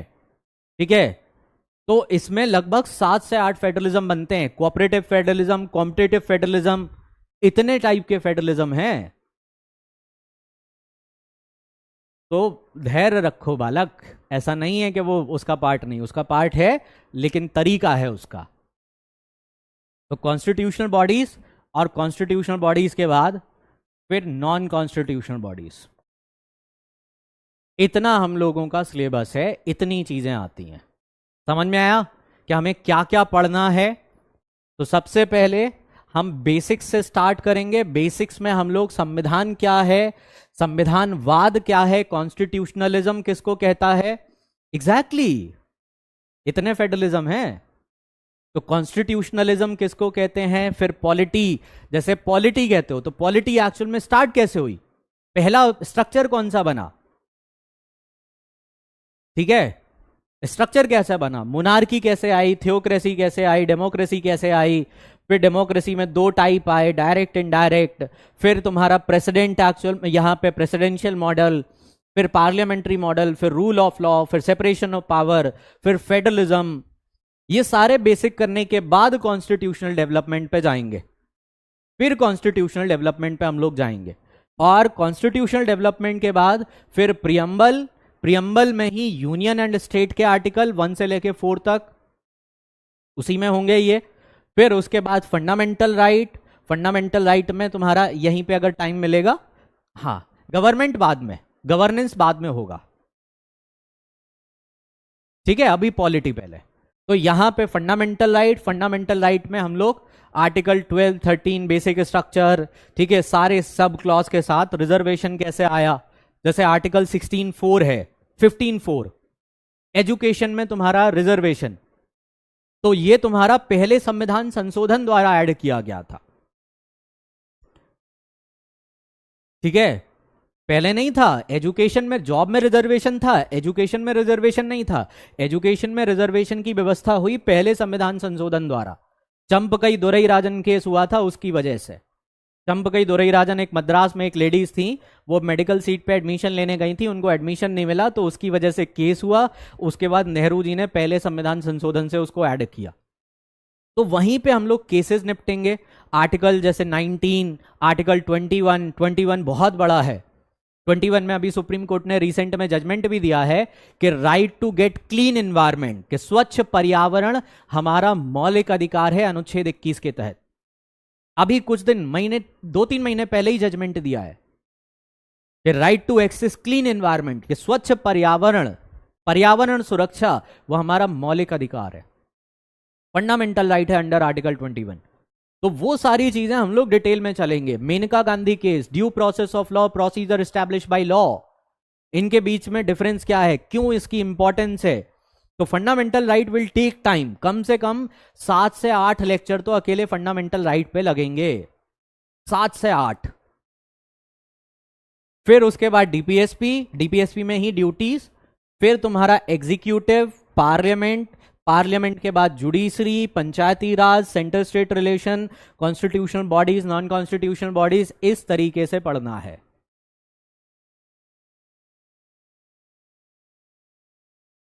उसी में सब होगा। शेड्यूल वगैरह बेटा ऐसे नहीं आए थे, शेड्यूल भी ऐड हुए हैं। शेड्यूल वगैरह क्या होता है, ये सारी चीजें धीरे धीरे करके समझ में आएंगी। जैसे शेड्यूल, नाइन्थ शेड्यूल है, तो पहला नाइन्थ शेड्यूल को हम लोग जानते हैं क्या कहते हैं, आर्यन। मैं तुम्हें एक चीज बताता हूं, तुम्हारे मोबाइल में एक फोल्डर बना होगा जिसमें पासवर्ड लगा होगा और उसके अंदर बहुत सीक्रेट चीजें होंगी। करेक्ट आर्यन? कि तुम्हारे मोबाइल या लैपटॉप में एक ऐसा फोल्डर होगा जिस फोल्डर के अंदर फोल्डर और लास्ट में जाके पासवर्ड लगाया होगा और उसमें सीक्रेट चीजें होंगी, है ना? करेक्ट? ऐसे ही नाइन्थ शेड्यूल भी ऐसा ही कुछ है। जो तुम्हारी जो हरकत है वैसे ही नाइन्थ शेड्यूल है। नाइन्थ शेड्यूल कुछ और नहीं है। नाइन्थ शेड्यूल ऐसा फोल्डर है संविधान का जिसमें कोई भी कानून इंसर्ट कर दो, उसकी जुडिशियल रिव्यू नहीं हो सकता, न्यायिक व्याख्या नहीं होगा, सुप्रीम कोर्ट उसको जांच नहीं सकता। ठीक है? वैसा ही फोल्डर है नाइन्थ शेड्यूल। तो शेड्यूल भी साथ में ही चलेंगे बेटा। नहीं टिपिकल है, बहुत आसान है शेड्यूल, बहुत आसान है, कोई टिपिकल नहीं है शेड्यूल। एक्चुअल में शेड्यूल को लोग क्या करते हैं, अलग से पढ़ाते हैं। शेड्यूल कभी अलग से नहीं पढ़े जाते, शेड्यूल हमेशा वहां पे टॉपिक से कनेक्टेड होते हैं। शेड्यूल को अगर अलग से पढ़ोगे तो जिंदगी में कभी याद नहीं होगा। जैसे नाइन्थ शेड्यूल है, तो नाइन्थ शेड्यूल फंडामेंटल राइट से जुड़ा हुआ है, जो है वो फंडामेंटल राइट से जुड़ा है, तो उसको फंडामेंटल राइट के टाइम पे पढ़ना जरूरी है। इसी तरीके से एथ शेड्यूल जो है, ठीक है, एथ शेड्यूल जो है वो लैंग्वेज से रिलेटेड है, तो उसको जब हम लैंग्वेज से रिलेटेड चीज पढ़ेंगे तो वहां पे इंपॉर्टेंट है। सेवेंथ शेड्यूल है, तो seventh schedule centre state relation से रिलेटेड है, तो हम लोग वहां जाके पढ़ेंगे। तो हर चीज को जगह पे कनेक्टेड करोगे ना तो अपने आप समझ में आ जाएगा। और एग्जाम्पल तुम्हारे बीच में से निकालूंगा मैं। एक चीज याद रखना, क्लास में एग्जाम्पल तुम्हारे बीच से ही निकलेंगे, तुम्हारे बीच से निकालेंगे। मुझे पता है आर्यन, परेशान मत हो। जैसे 11th शेड्यूल है वो पंचायती राज का है, 12th शेड्यूल है म्युनिसिपैलिटीज का है, तो वो जहां पे जिस जगह पे आए, जिस जगह उसका यूज है वो वहीं कनेक्ट होगा, तभी समझ आएगा। नहीं तो रटते रह जाओ शेड्यूल, कभी याद नहीं होंगे।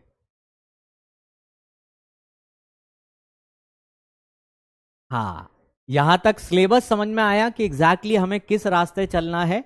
हाँ, खुशी रिवीजन भी होगा, 10-5 मिनट का रिवीजन का टाइम लेंगे। अब समझ में आया कि हम लोगों को किस तरीके से जाना है। तुम्हारे कॉन्सेप्ट तुम्हारे एग्जाम्पल के साथ दिमाग में बैठा दूंगा मैं। जैसे मैंने अभी एक एग्जाम्पल दे दिया कि नाइन्थ शेड्यूल का मतलब है कि लड़कों के लैपटॉप में जो फोल्डर के अंदर फोल्डर बनता है वो चीज नाइन्थ शेड्यूल है। हर लड़के के मोबाइल में या लैपटॉप में ये विशेषता जरूर मिलेगी। तो वो समझ लें, लड़कियों का मुझे पता नहीं है, लड़कों को लेकिन मैं अच्छे से जानता हूं। ठीक है? तो उनके लैपटॉप में और मोबाइल में ये विशेषता जरूर मिलेगी। और नाइन्थ शेड्यूल का कैरेक्टर एग्जैक्टली वैसे ही है। नाइन्थ शेड्यूल का कैरेक्टर एग्जैक्टली वैसे ही है जैसे तुम्हारे फोल्डर के अंदर फोल्डर। तो इसीलिए वो रटने की जरूरत ही नहीं है, उसको समझ जाओगे कि भाई वो इसलिए बनाया गया था कि लॉ को छुपा सके उसके अंदर। ठीक है? लॉ को छुपा सके। हाँ। अब है, अरे भगवान, यहाँ पे हनुमान जी लंका दहन करके आ गए, तुम पूछ रहे हो कि कौन से पेपर में है। हे प्रभु, बेटा मैसेज मत करो, खाना ना बाद में खा लेगी जो भी खा रही है ना? यहाँ पे अभी थोड़ी देर पहले मैंने तुम्हें दिखाया था कि यहाँ पे जीएस पेपर 2 में है, तो खाने के लिए मैसेज बाद में कर लेना। तो सिलेबस समझ में आया कि एग्जैक्टली कैसे चलना है, क्या चीज प्री के लिए इंपॉर्टेंट है, क्या चीज मेंस के लिए इंपॉर्टेंट है, वो चीज क्लियर हुई। मोहम्मद, ये चीज कैसे पता है? हम भी एक लड़के ही है। ठीक है, पूछने वाली बात नहीं है। तो तुम लोग क्या सोच सकते हो, क्या हरकत कर सकते हो, वो हम बहुत पहले कर चुके हैं। हम भी बीटेक करे हैं, इंजीनियरिंग वाले हैं, तो इंजीनियरिंग वालों में तो और सर्वोत्तम गुण होता है। हम तो बीटेक बैकग्राउंड के हैं। ध्रुव, उसमें एडमिनिस्ट्रेटिव नॉन एडमिनिस्ट्रेटिव ट्राइब्यूनल आते हैं, वो 323A 323B का पार्ट है। वो जब आएगा तब देखेंगे उसको। हम तो इंजीनियरिंग वाले हैं, तो सर्वोत्तम गुण होते हैं हम लोगों में तो। मतलब टैलेंट कूट कूट के भरा होता है कि 4 दिन में एग्जाम कैसे क्लियर करना है वो भी पता है ना। हाँ, टाइमिंग यही रहेगी। 4 दिन में कैसे 500 पेज पढ़े जाते हैं वो भी पता होता है। कैसे कोऑपरेटिव स्टडी करी जाती है वो भी बहुत अच्छे से पता है। और मोबाइल और लैपटॉप में कैसे मूवीज देखी जाती हैं वो भी बहुत अच्छे से पता है। हमारे जमाने में तो उस टाइम पे जब हम लोग करते थे तो इंटरनेट होता ही लिमिटेड मिलता था। तो कैसे प्रॉक्सी सर्वर मार के कॉलेज का कैसे वहां पे पायरेटेड मूवी डाउनलोड करना है वो सब आता है। तो तुम्हारे जो गुण अवगुण हैं उनको हम पहले से जानते हैं। तो वो मुझे मत सिखाना। ठीक है। हाँ, इंजीनियरिंग वालों को और मेडिकल वालों के तो महान कारनामे होते हैं। जो बीटेक वाले होंगे वो समझ गए होंगे कि हम कहाँ जा रहे हैं। एक्चुअल में श्वेता, मेरा इंटरेस्ट आईआर में था। मैं इंटरडिसिप्लिनरी रिसर्च के लिए काम करता हूँ। मैं अकेला इसमें काम नहीं करता हूँ, मैं फॉरेन कंट्रीज के साथ एसोसिएटेड हूँ। मैं यूएस के ऑक्सफोर्ड वगैरह के जो थिंक टैंक हैं उनके साथ कनेक्टेड हूँ, कार्नेगी के साथ कनेक्टेड हूँ। कई सारे जो थिंक टैंक होते हैं इंटरनेशनल जो रिसर्च करते हैं उन पे मैं काम करता हूँ ऑफिशियली। मैं पढ़ाता तो पार्ट टाइम हूँ आज के डेट में। मेरा पढ़ाना शौक है, इसलिए मैं पढ़ा रहा हूँ। मेरा मेजर काम रिसर्च का है। जैसे अभी वहां पे अगर तुम देखोगे कि इजराइल और इसका इशू चल रहा है ईरान का, तो हम लोग वहां पे काम देख रहे हैं कि चल क्या रही हैं चीजें। या बांग्लादेश में जो कूप हुआ है, बांग्लादेश में जो चीजें हुई हैं कल परसों में, तो उसके लिए मैंने अभी आर्टिकल लिख के यूएस के पेपर को भेजा है, तो शायद कल पब्लिश होगा वो। तो मेरा काम रिसर्च का है, मैं पढ़ाने का शौक है मुझे, इसलिए मैं पढ़ा रहा हूं।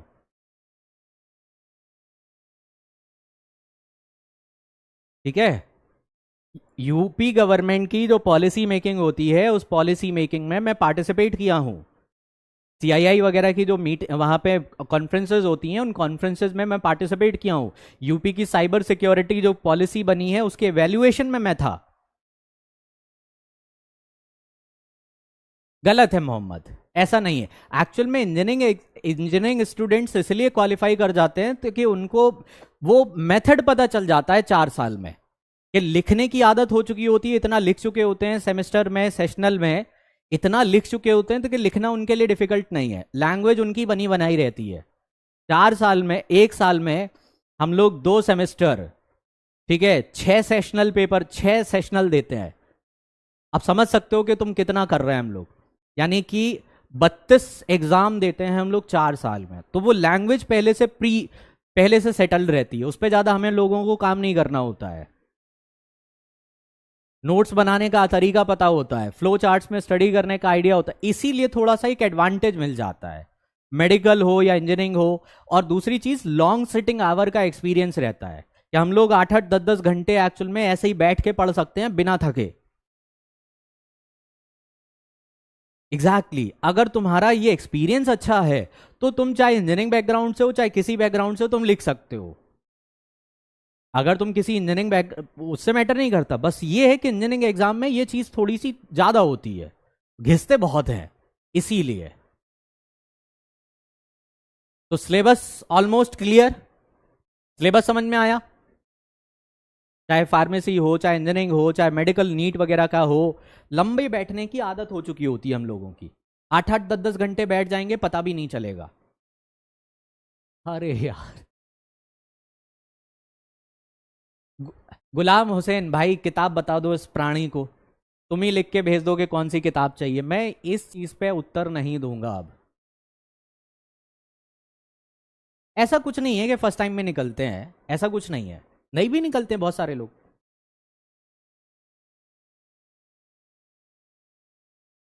इस इस क्वेश्चन का आंसर मैं मॉर्निंग्स अभी क्लास में 1 घंटे में 8 बार दे चुका हूं, फिर भी वही सवाल आ रहा है। तो सिलेबस के बाद अब जरा पेपर जरा एक बार नजर डालें कि क्वेश्चन कैसे आते हैं। क्वेश्चन क्या है पहला पेपर यहां पे कि why the preamble is called philosophy of Indian constitution. यानी कि ये जो क्वेश्चन है 8 नंबर का क्वेश्चन है, यहां पे 8 नंबर का क्वेश्चन है, 125 वर्ड में तुम्हें लिखना है।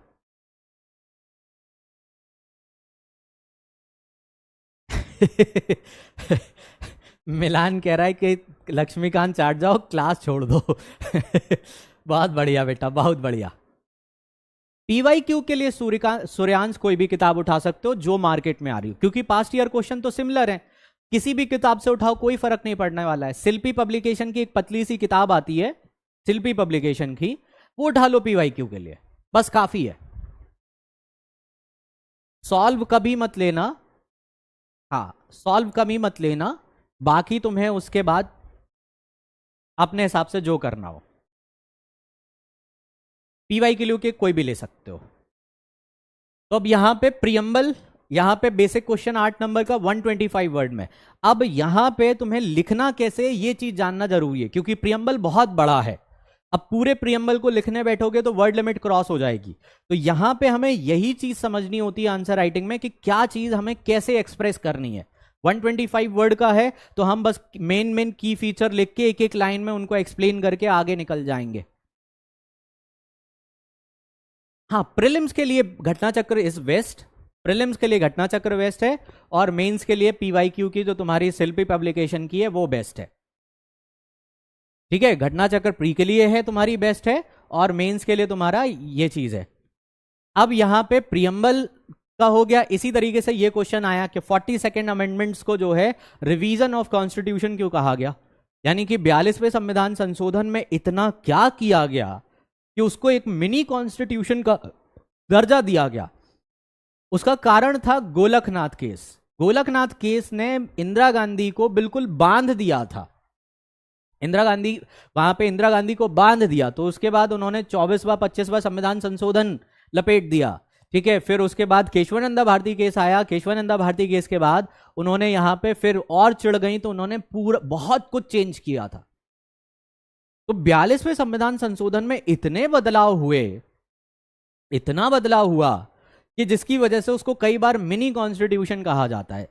तो जैसे उन्होंने फंडामेंटल राइट्स में चेंजेस किए, डीपीएसपी के नेचर में चेंजेस किए, प्रेसिडेंट की पावर में चेंजेस किए, जुडिशियल रिव्यू की पावर में चेंजेस किए, ठीक है, तुम्हारा सेंटर स्टेट रिलेशन में चेंजेस किए, इतने सारे, इसी वजह से ये कहा जाता है। तो यहां पे तुम्हारे 10 क्वेश्चन आएंगे 8-8 नंबर के, जो 150 125 वर्ड में लिखने हैं। हाँ चल रुक जाओ थोड़ी देर। यहां पे क्वेश्चन जुडिशियल एक्टिविज्म, जुडिशरी का बहुत सिंपल सा डेफिनेशन है। अब जुडिशियल एक्टिविज्म कहीं संविधान में नहीं लिखा, तो जुडिशियल रिव्यू क्या है, जुडिशियल एक्टिविज्म क्या है, जुडिशियल ओवररीच क्या है, ये सब हम लोग जुडिशरी में पढ़ेंगे। इसी देखो यहां पे सिंपल सिंपल क्वेश्चन है कि यहां पे आर्टिकल 72 के तहत राष्ट्रपति की पार्डन की पावर कितनी है, क्या क्या वो कर सकते हैं, पार्डन कर सकते हैं, कम्यूट कर सकते हैं, रेस्पाइट कर सकते हैं। तो ऐसे करके क्या क्या चीजें वो कर सकते हैं, ये सीधा क्वेश्चन है। इसी तरीके से ये तो आईआर का क्वेश्चन है, क्वाड वगैरह, ठीक है। क्रिटिकली एग्जामिन, अब ये 12 नंबर का है तो लगभग 200 वर्ड में तुम्हें इसको लिखना होगा। यहां पे क्या है, critically examine the increasing power role of prime minister, कि आज के डेट में प्रधानमंत्री अपनी शक्तियां निरंतर बढ़ाता चला जा रहा है। इंदिरा, अब जैसे अपने आप पे कहा भी जा रहा था कि प्रधानमंत्री डिक्टेटर हो रहे, क्या वास्तव में अपने आप पे कोई प्रधानमंत्री डिक्टेटर बन सकता है? Is it practically possible for any PM to become dictator? नहीं। क्यों नहीं बन सकता? उसके कारण है। फिर शक्तियां कैसे बढ़ा रहा? एक्चुअल में कई सारी पैरेलल एजेंसीज क्रिएट करके, पीएमओ को ज्यादा पावर दे के, ऐसे करके वो अपनी पावर इंक्रीज कर रहा है। तो ये चीजें हमें टेक्निकली समझनी पड़ती हैं। इसी तरीके से यहां पे ये देखो फेडरलिज्म का, हमने कहा था ना कि फेडरलिज्म फेवरेट एरिया है, कि how does the federal structure in Indian accommodate the diverse need and aspiration of different state? Are there any challenges? If yes, then how they are addressed? कि कैसे हमारे यहां पे फेडरल स्ट्रक्चर जो है वो हमारी नीड को फुलफिल कर रहा, यानी कि कोऑपरेटिव वर्सेस कॉम्पिटिटिव फेडरलिज्म की बात हो रही है यहां पे। हाँ, कोऑपरेटिव वर्सेस कॉम्पिटिटिव फेडरलिज्म की बात हो रही है यहां पे। कॉम्पिटिटिव फेडरलिज्म, कोऑपरेटिव फेडरलिज्म लिखना है यहां पे। और अब इसी में क्या चैलेंजेस हैं कि कॉम्पिटिटिव फेडरलिज्म के चलते सेंटर स्टेट के बीच में डिस्प्यूट बढ़ रहे हैं, आपस में कई बार वहां पे लड़ाई बन जाती है। जैसे बिहार राज्य कई बार स्पेशल स्टेटस मांगता रहता है, नहीं देती है केंद्र सरकार। या जैसे अभी इस साल का बजट आया तो बजट में कहा गया कि भैया सारा का सारा पैसा आंध्र प्रदेश और बिहार को दे दिया, बाकी राज्यों को दिया ही नहीं। जीएसटी को लेके लड़ाई है केंद्र राज्य के बीच में, पेट्रोल को लेके केंद्र चाह रहा कि पेट्रोल जीएसटी के दायरे में आ जाए और राज्य कह रहे कि साहब हम नहीं देंगे, उसकी वजह से हमारा रेवेन्यू नुकसान में जाएगा। तो यहां पे यही एस्पेक्ट एक्चुअल में फेडरलिज्म के टकराहट के कारण बने हैं। तो यहां पे हमें इन चीजों का एप्लीकेशन करना होता है करंट के साथ जोड़ के। ADR, alternative mechanism for dispute resolution, ADR system में आता है लोक अदालत, ग्राम न्यायालय, ट्राइब्यूनल, ये जो है इनको बोला जाता है एडीआर सिस्टम, एडमिनिस्ट्रेटिव, नहीं सारे नहीं पढ़ना, एडमिनिस्ट्रेटिव डिस्प्यूट रिजोल्यूशन मैकेनिज्म। ये सीधा सीधा क्वेश्चन है। फिर तुम्हारा ये यूपी स्पेशल का क्वेश्चन यहां पे डाल दिया इन्होंने कि describe the law making process in legislative assembly of Uttar Pradesh. तो जो तुम्हारा सभी राज्यों के लिए है आर्टिकल, वहां पे आर्टिकल 168 में जो सारी चीजें हैं वही यहां पर भी है। तो बहुत ज्यादा कोई अनोखा नहीं है, ये क्वेश्चन भी सीधा सीधा बन जाता है। ये तुम्हारा गवर्नेंस का क्वेश्चन है, तो गवर्नेंस हम लोग बाद में देखेंगे। ये भी गवर्नेंस का है, सिटीजन चार्टर का, ठीक है। और ये तुम्हारे आईआर के क्वेश्चन है। यानी कि क्वेश्चन कुछ तो बहुत सीधे हैं, डायरेक्टली बनते हैं, और कुछ जो है वो इनडायरेक्टली क्वेश्चन बनते हैं। अब यहां पे जरा डाउट्स बता दो कि क्या क्या तुम लोग को डाउट्स हैं, जरा अपने अपने कंसर्न बता दो, अभी डिस्कस कर लें, फिर उसके बाद हम लोग आगे बढ़ेंगे। अब पूछ लो जो भी पूछना है, खुले छूट है तुम्हें पूछने की, एक एक करके, लेकिन जो पूछना है पूछ डालो। कल से फिर तुम्हारा कोई डाउट नहीं रहना चाहिए, कल से हम लोग सीधा स्टार्ट करेंगे।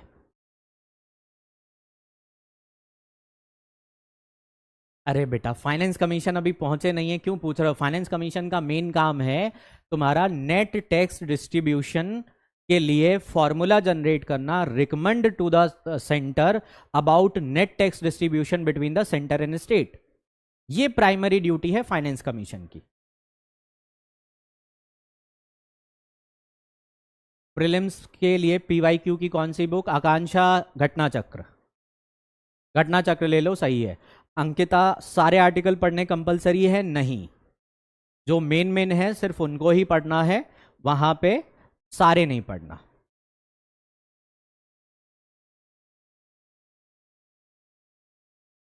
अर्चना, यूपी स्पेशल के क्वेश्चन अलग से आएंगे तो हाँ, मैं अलग से करा दूंगा उसको, इसी में कवर करा दूंगा मैं, तो तुम्हें अलग से करने की जरूरत नहीं पड़ेगी बेटा। आईआर जब होगी तब आईआर के बता देंगे।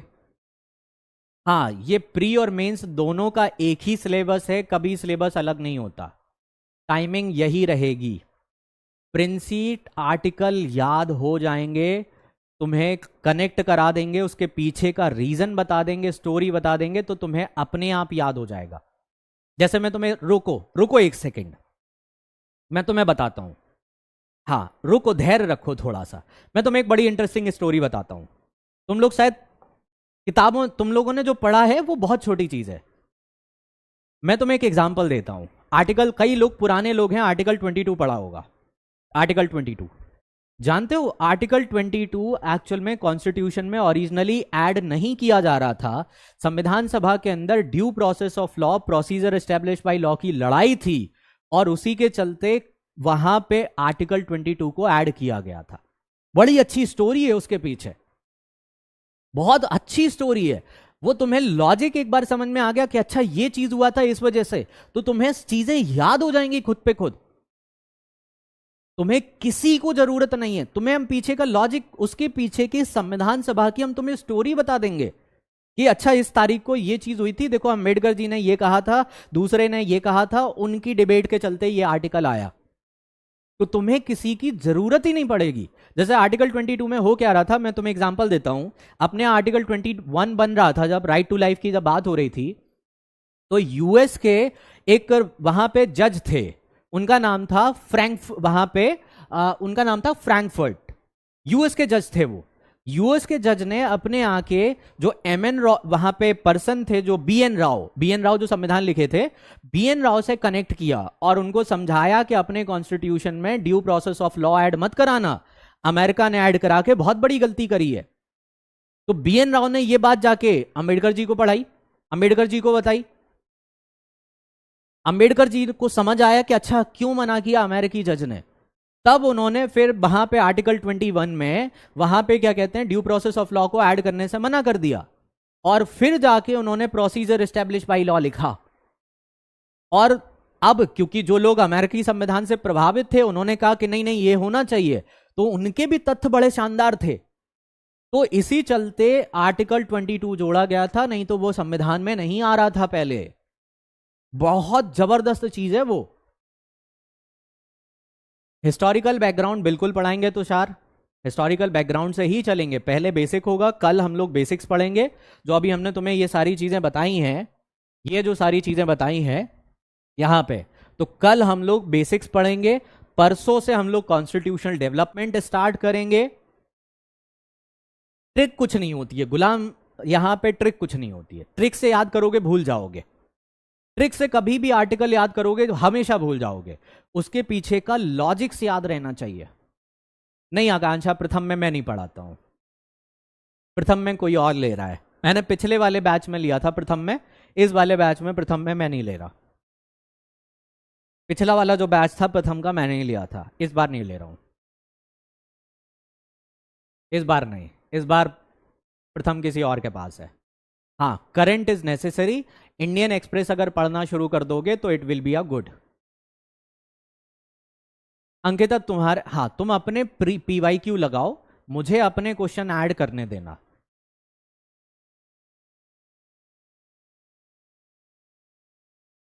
कॉन्स्टिट्यूशन अमेंडमेंट बिल किसने कहा आंचल नहीं पूछता है? ठीक है, ये गलत फहमी में मत पालना। कॉन्स्टिट्यूशन अमेंडमेंट से एक्चुअल में यूपीएससी भी पूछता है, बहुत जरूरी है ये। हाँ, वो साथ में ही चलेंगे। जैसे जब हम लोग आर्टिकल 13 पढ़ेंगे, तो आर्टिकल 13 में फर्स्ट कॉन्स्टिट्यूशन अमेंडमेंट ऐड वहां पे हुआ था, आर्टिकल 13 में चेंज किया। ठीक है, सॉरी उसमें क्या कहते हैं, आर्टिकल 15 में चेंज किया। उसके अलावा तुम्हारा बेसिक स्ट्रक्चर से 9 शेड्यूल ऐड किया। तो ये सारी चीजें हम लोग करेंगे वहां पे। फर्स्ट कॉन्स्टिट्यूशन अमेंडमेंट से 31A जोड़ा, 31B जोड़ा, बहुत सारी चीजें, तो वो उसी के साथ चलेंगी। करंट कनेक्टेड रहेगा, लेकिन अगर तुम लोग वहां पे पेपर, एक चीज याद रखना, न्यूज़पेपर पढ़ने की चीज है, न्यूज़पेपर सुनने की चीज नहीं है। याद रखना ये चीज। तो अगर तुम लोग यूट्यूब पे जाके न्यूज़पेपर सुनते हो, तो कृपया करके न्यूज़पेपर पढ़ना शुरू कर दो। न्यूज़पेपर कभी भी सुनने की चीज नहीं होती है। न्यूज़पेपर, जितने लोग ये न्यूज़पेपर सुनते हैं ना, वो कभी ऐसे राइटिंग नहीं कर पाएंगे। न्यूज़पेपर पढ़ने की चीज होती है, पढ़ने की वजह से तुम्हारी भाषा बढ़ती है,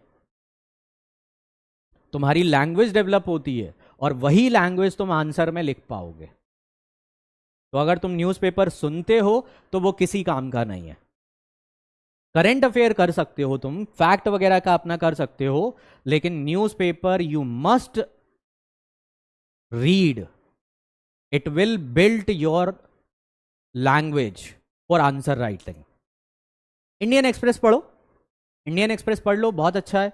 हिंदू अभी उठाओगे तो परेशान हो जाओगे, हिंदू थोड़ा सा टफ हो जाता है। तो इंडियन एक्सप्रेस आसान भी है, लैंग्वेज भी उसकी आसान है, और अच्छा पेपर भी है, एक डिसेंट पेपर है, तो इंडियन एक्सप्रेस उठा सकते हो। हिंदू थोड़ा सा टफ हो जाता है। और बताओ, किसी को और कोई कष्ट हो तो बताओ, और कोई डाउट किसी को? प्रीलिम्स में कितने क्वेश्चन पूछते हैं पॉलिटी से? लगभग अतुल 20 से 22 क्वेश्चन आते हैं, लगभग 20 से 22 आते हैं। मैं करंट से कनेक्ट करके पढ़ाऊंगा। यूपी का कोई भी एडिशन नहीं, खुशी इंडियन एक्सप्रेस उठा लो, नहीं Hindustan times, times of India नहीं अच्छा है, उतना क्वालिटी नहीं आती है उसमें। Indian express is good. Notes Hindi में चाहिए आकांक्षा, हिंदी में नोट्स एक्चुअल में तुम्हें तो फिर तुम एक काम कर सकती हो, तुम हिंदी में डाउनलोड, यहाँ पे ऑप्शन में आता है हिंदी में डाउनलोड। हाँ अनीता दोबारा पूछ लो, इतनी चैट आती है नहीं, कई बार याद रहता है। नहीं मैं डिक्टेट करूंगा, मैं लिख भी दूंगा चाहे डिक्टेट करूंगा, जैसा तुम लोग कहोगे, मेरे लिए कोई बहुत बड़ी बात नहीं है। मैं डिक्टेट कर दूंगा, जल्दी लिख लोगे तुम लोग।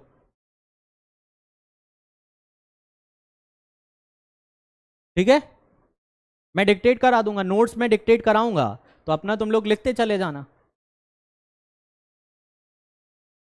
आरंभ में लिखूंगा, टाइम ज्यादा जाएगा, फिर तुम्हें हटना पड़ेगा मुझे, फिर लिखोगे तुम उसको। इससे बढ़िया है मैं डिक्टेट करता चला जाऊंगा, तुम अपना लिखते चले जाओ, सबसे बढ़िया है।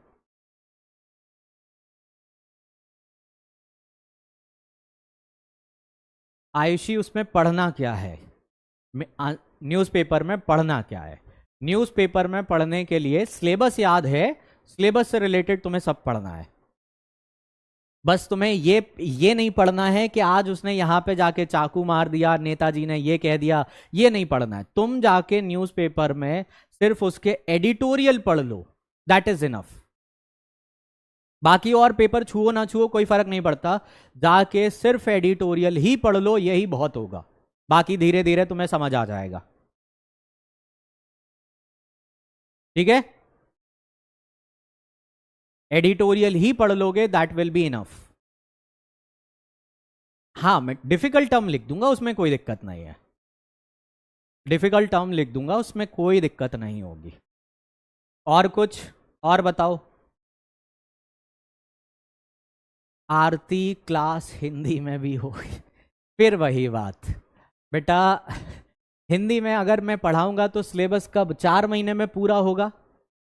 2 महीने की जगह पे 4 महीने लगेंगे, क्योंकि फिर वही चीज मैं इंग्लिश में भी लिखूं, वही चीज हिंदी में भी लिखूं, है ना। हिंदी का बैच जब ऑलरेडी अलग है, तो फिर यहाँ पे हिंदी का मैं समझाता हिंदी में जाऊंगा, जैसे नॉर्मली बात कर रहा हूँ वैसे मैं हिंदी में करूंगा। लेकिन अगर तुम ये उम्मीद करोगे कि हम एक एक शब्द की हिंदी भी यहाँ पे लिखेंगे, नहीं होने वाला, पॉसिबल नहीं है। मैं बिल्कुल स्पष्ट कह देता हूं कि अगर तुम ये उम्मीद करके चल रहे हो कि साहब मैंने डेमोक्रेसी लिखा तो मैं यहाँ लोकतंत्र लिखूंगा, रिपब्लिक लिखा तो मैं गणतंत्र लिखूंगा, नहीं, बिल्कुल नहीं। अगर तुम एक आध पूछोगे मैं बता दूंगा, लेकिन तुम एक एक शब्द बोर्ड पे हिंदी में भी नहीं होने वाला। हाँ वो मैं बता दूंगा, आज तो उसके प्री में क्या है, मेंस में क्या इंपॉर्टेंट है, वो मैं खुद बताता चला जाऊंगा। बिल्कुल प्रिंसी, अभी से न्यूज़पेपर पढ़ना जरूरी है। हाँ पीडीएफ में मिल जाएगा मुस्कान, पीडीएफ में तुम्हें हिंदी में मिल जाएगी। मैं हिंदी में बोल दूंगा आकांक्षा, अगर तुम कहोगे कि इसका मीनिंग नहीं समझ में आया तो मैं बता दूंगा, इसमें मुझे कोई दिक्कत नहीं है। अगर तुमने पूछा कि सर रिपब्लिक का मतलब बता दीजिए, तो हिंदी में मैं बता दूंगा, उसमें कोई दिक्कत नहीं है। लेकिन बोर्ड पे लिखना और सारा का सारा आंसर लिखाना, वो पॉसिबल नहीं हो पाएगा, बहुत टाइम टेकिंग हो जाता है। नवीन, न्यूज़पेपर का कोई सब्स्टिट्यूट नहीं है। ऐसे समझ सकते हो नवीन, कि अगर तुम्हें बुखार हो और तुम्हें पेट दर्द की दवा दें तो काम चल जाएगा? पेट दर्द की दवाई दे दें काम चल जाएगा? नहीं। ऐसे ही न्यूज़पेपर का कोई सब्स्टिट्यूट नहीं। अगर तुम्हें सिलेक्शन चाहिए और तुम्हें, नहीं मैं सबका रिप्लाई कर रहा हूं यहां पे मोहम्मद, सबका रिप्लाई कर रहा हूं, ये तो एलिगेशन लगाना ही नहीं। अगर सीधा समझ लो नवीन कि न्यूज़पेपर इतना इंपॉर्टेंट है, ऐसे का पेपर आता है, 150 नंबर का पेपर है, 150 नंबर के पेपर में सबसे जीएस में से ज्यादा नंबर तुम्हें ऐसे में मिलेंगे। ऐसे में तुम अगर अच्छा लिख के आओगे तो 150 में 100 के आसपास नंबर मिलते हैं, और वो तभी तुम कर पाओगे जब तुम न्यूज़पेपर इस्तेमाल करोगे। याद रखना ये चीज। तो अंकिता नोट्स कैसे बनाएं, नोट्स हम क्लास में बोलेंगे, बनाती चली जाना। ठीक है मुकुल, 28 में पढ़ना है। अरे शुरू कर दो, कुछ तो समझ में आएगा मुकुल, क्या ही फर्क पड़ता है, कौन सा तुम्हारा कुछ घट जाएगा मुकुल, हैं? 28 में देना है तो भी क्या फर्क पड़ जाए, तुम्हारी नॉलेज ही बढ़ेगी, कोई बीमारी तो लग नहीं जाएगी कि न्यूज़पेपर्स आप अभी से पढ़ेंगे तो बीमार हो जाओगे।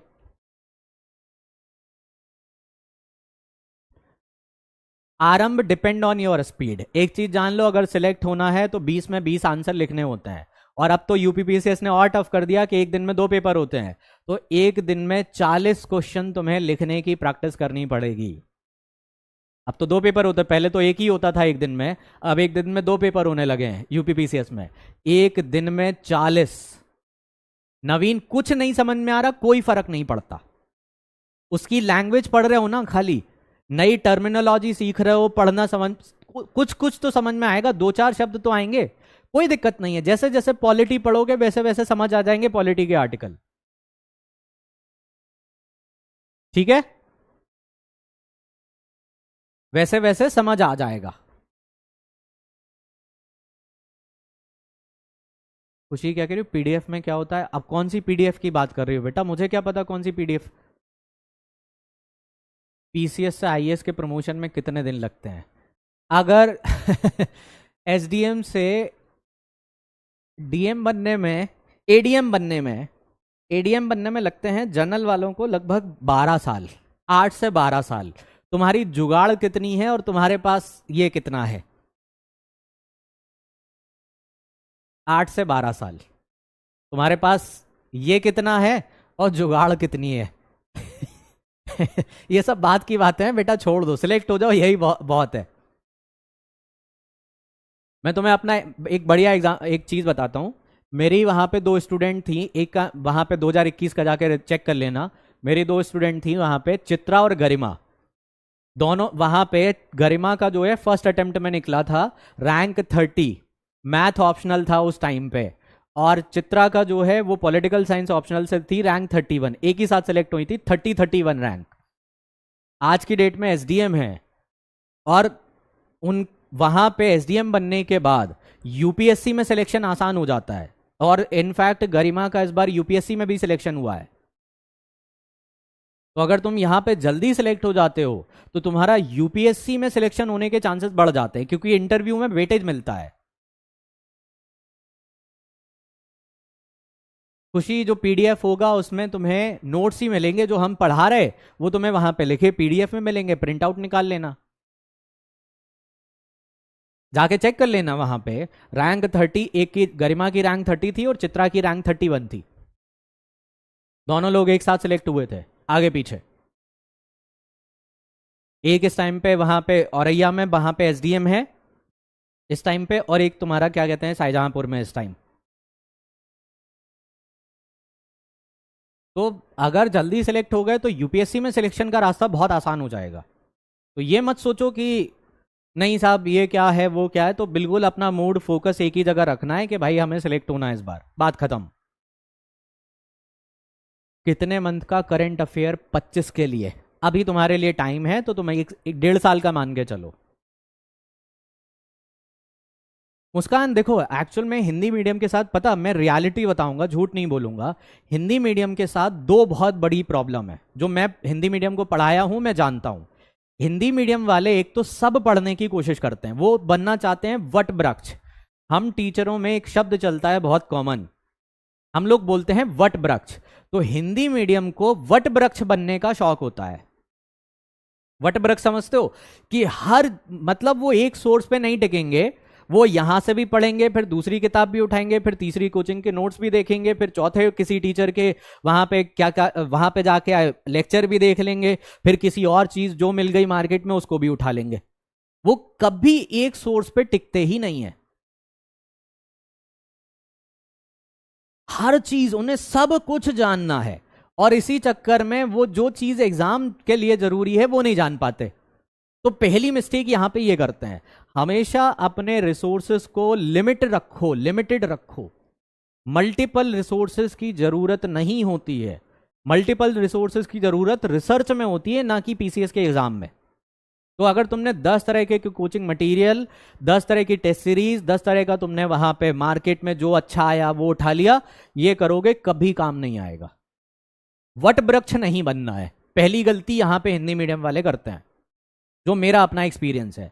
दूसरा, हिंदी मीडियम के साथ एक प्रॉब्लम और बड़ी है, वो है कि वो अपने आप को सर्वज्ञानी मान लेते हैं।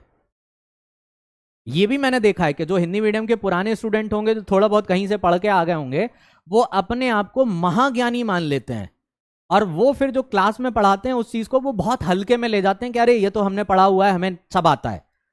जहां तुमने ये सोच रखी वहीं तुम्हारा रास्ता ब्लॉक। ये दूसरी फंडामेंटल प्रॉब्लम है हिंदी मीडियम के साथ, कि पहला वटवृक्ष बनना, कि हर चीज की जानकारी उपलब्ध होना, कि हर हर चीज, मतलब वो इतना घुस जाएंगे कि साहब अंबेडकर जी ने फलाने तारीख को यहां पे बैठ के संतरा खाया था, इतना जानने की कोशिश करते हैं वो। इलाहाबाद में मैंने देखा है ना कि अंबेडकर जी ने फलाने पेड़ के नीचे बैठ के यहां पे ऐसे संतरा छील के ऐसे खाया था। अब उस इंफॉर्मेशन का पीसीएस के पेपर में क्या कर लोगे तुम इस्तेमाल? किसी काम की नहीं है वो इंफॉर्मेशन। तो ये बट वृक्ष बनने की निशानी होती है, इन सब में नहीं पढ़ना है, एक सोर्स दैट इज इनफ। एक सोर्स पे टिकना है और अपने आप को महान बनना बंद कर देना है कि हमें तो भाई साहब बहुत आता है। और तीसरी चीज जो हिंदी मीडियम वाले भागते हैं वो है आंसर राइटिंग से। आंसर राइटिंग से एक्चुअल में कभी नहीं भागना है। अगर ये तीन चीजें तुमने ठीक कर ली तो हिंदी मीडियम में भी सिलेक्शन होगा। ठीक है, मैं तुम्हें नाम भी बता देता हूं। मेरा एक स्टूडेंट है इस टाइम पे, हिंदी मीडियम का ही है वो। ठीक है, मैं एक स्टूडेंट है 2021 का, कपूर कुमार नाम है उसका, वो डीएसपी है इस टाइम पे। कपूर कुमार नाम है, डीएसपी है, 2021 बैच का सिलेक्टेड है, हिंदी मीडियम का ही था वो, हिंदी मीडियम का था वो। ठीक है, मैं तुम्हें कई स्टूडेंट्स के अपने नाम बता सकता हूं यहां पे। एक शिवी जो है, शिवी एक्चुअल में तहसीलदार।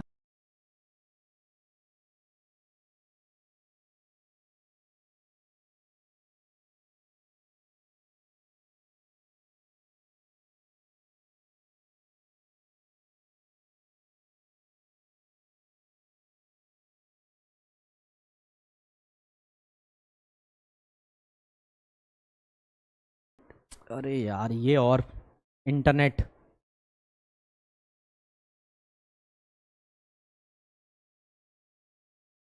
अभी ठीक है इंटरनेट? थोड़ा सा बीच में शायद स्टक हुआ है।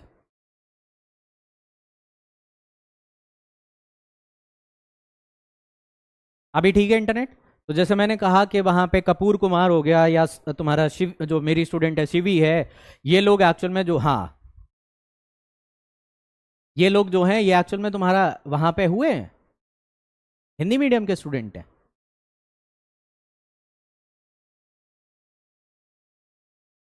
तो इसीलिए ये तो गलतफहमी पालना नहीं है कि हिंदी मीडियम का सिलेक्शन नहीं होता है, हिंदी मीडियम का भी सिलेक्शन होता है, बशर्ते ये है कि तुम्हें चीजें सही करके चलनी है, तुम्हें इन पे ध्यान नहीं देना है। जैसे हिंदी मीडियम वाले भटकते बहुत जल्दी हैं कि मार्केट में अगर किसी दोस्त ने बता दी साहब ये वाली नई किताब आई है, इससे बहुत अच्छा मटेरियल है, तो वो अपने नोट्स छोड़ के उस किताब पे शिफ्ट हो जाते हैं।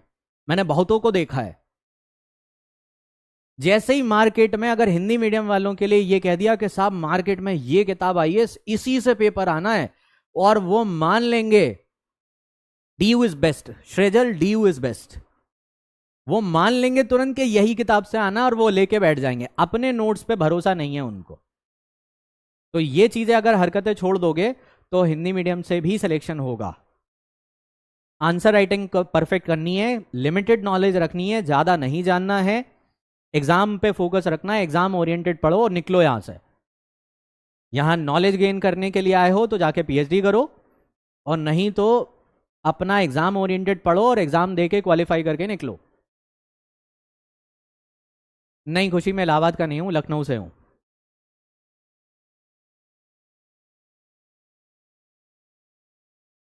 प्रियांशु यूज कर सकते हो जब मैं लिखा रहा हूं, मैंने वही बोला ना प्रियांशु, मैं जब लिखा रहा हूं तो तुम्हें क्यों जरूरत है उस चीज को यूज करने की? सिंपल सी बात है। जब मैंने कह दिया कि मैं लिखा रहा हूं, या तो तुम लोग ये मान लो कि मैं लिखाऊंगा नहीं, है ना, तो तुम आराम से जो चाहिए यूज करो, तुम्हारी मर्जी। फिर मैं लिखाऊंगा नहीं, मैं सीधा वहां पे चलूंगा। Trejal D U is good, D U is good. Saloni date याद करनी ही नहीं है। जितना जरूरत का है उतना मैं पढ़ा दूंगा, नोट्स प्रॉपरली मिल जाएंगे, दैट इज इनफ। उसके बाद बस अपना आंसर राइटिंग प्रैक्टिस करनी है, अपना फ्रेमवर्क अच्छा करना है, आंसर राइटिंग पे स्पीड अच्छी करनी है, वही काम आएगा। मैं फैक्ट बता रहा हूं, अगर इनमें से कोई भी मेंस लिखा होगा उनको पता होगा कि मेंस के पेपर टाइम पे तुम्हारे पास इतना टाइम नहीं होता कि तुम सारी इंफॉर्मेशन लिख सको। ये मेरा खुद का एक्सपीरियंस है कि जो जितना पढ़ा था मैंने, उतना मेंस का मैंने कभी लिखा नहीं है, मैंने कभी नहीं लिखा उतना। तो ये दिमाग से निकाल दो कि तुम्हें सब आना चाहिए। तुम्हें लिमिटेड नॉलेज है, वहां पे तुम्हें 200 वर्ड लिखने हैं मात्र। 200 वर्ड में तुम क्या क्या लिख के चले आओगे? कुछ नहीं। तो इसीलिए ध्यान रखना ये चीज। हिमांशु, करंट अफेयर 2024 के लिए, 24 के लिए बेटा इस साल का अगर तुम दे रहे हो ना, तो मेरे हिसाब से तुम जनवरी से उठा लो, जनवरी और थोड़ा सा उसके इनफैक्ट पहले से। या आप हिमांशु अगर थोड़ा सा मेहनत कर सकते हो तो पुराने वाले प्री के बाद से जितना करंट अफेयर है वो उठा लो। नहीं Juhi, time management is crucial. Yes exactly Mohammad, time management is crucial. ठीक है, तो सिलेबस दिमाग में सेट कर लो, कैसे पढ़ना है, क्या क्या चीजें हैं वो हमने तुम्हें आज समझा दी। आज हमने इसीलिए कुछ नहीं पढ़ाया, सिर्फ डाउट लिए हैं, क्योंकि हमें फिर बहुत दिक्कत होती है। कल से चैट मिनिमम ली जाएगी, चैट हम बंद करके रखेंगे। जब ऑप्शन देंगे तो अपना डाउट पूछ लेना, बीच में हम किसी को नहीं पूछने देंगे। कल से हम बेसिक्स पढ़ाएंगे, कल हम तुम्हारा बेसिक्स खत्म करा देंगे, और बेसिक्स के बाद फिर कॉन्स्टिट्यूशनल डेवलपमेंट चलेगा।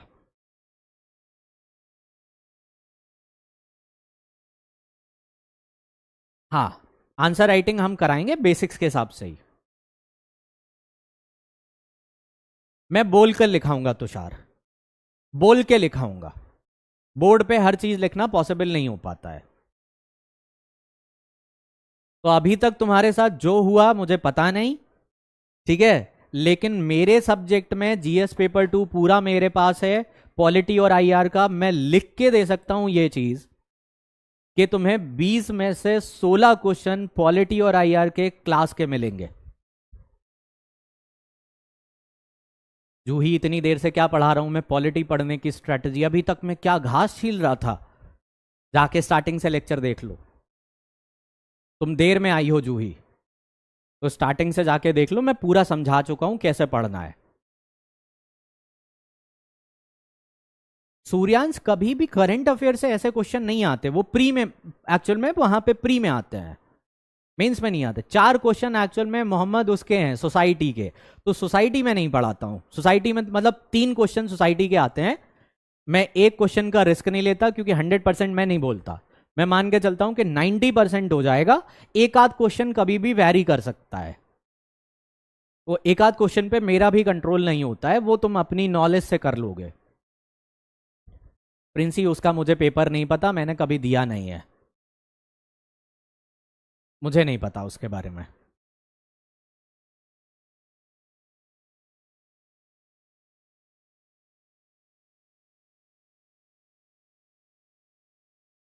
न्यूज़पेपर के अलावा कुछ नहीं, सिर्फ जाके चुपचाप से न्यूज़पेपर उठाओ। अभिनव 2025 के लिए न्यूज़पेपर उठा लो, बस इतना ही काफ़ी है। तो हाँ, पहले था तुषार, एक्चुअल में पहले था, 2021 तक वहां पे था, 2021 तक था उस टाइम पे। उसके बाद 2022 में ही तो चेंज हुआ है, 2022 में ही उसी के बाद तो हटा है। गवर्नेंस बाद में होगी।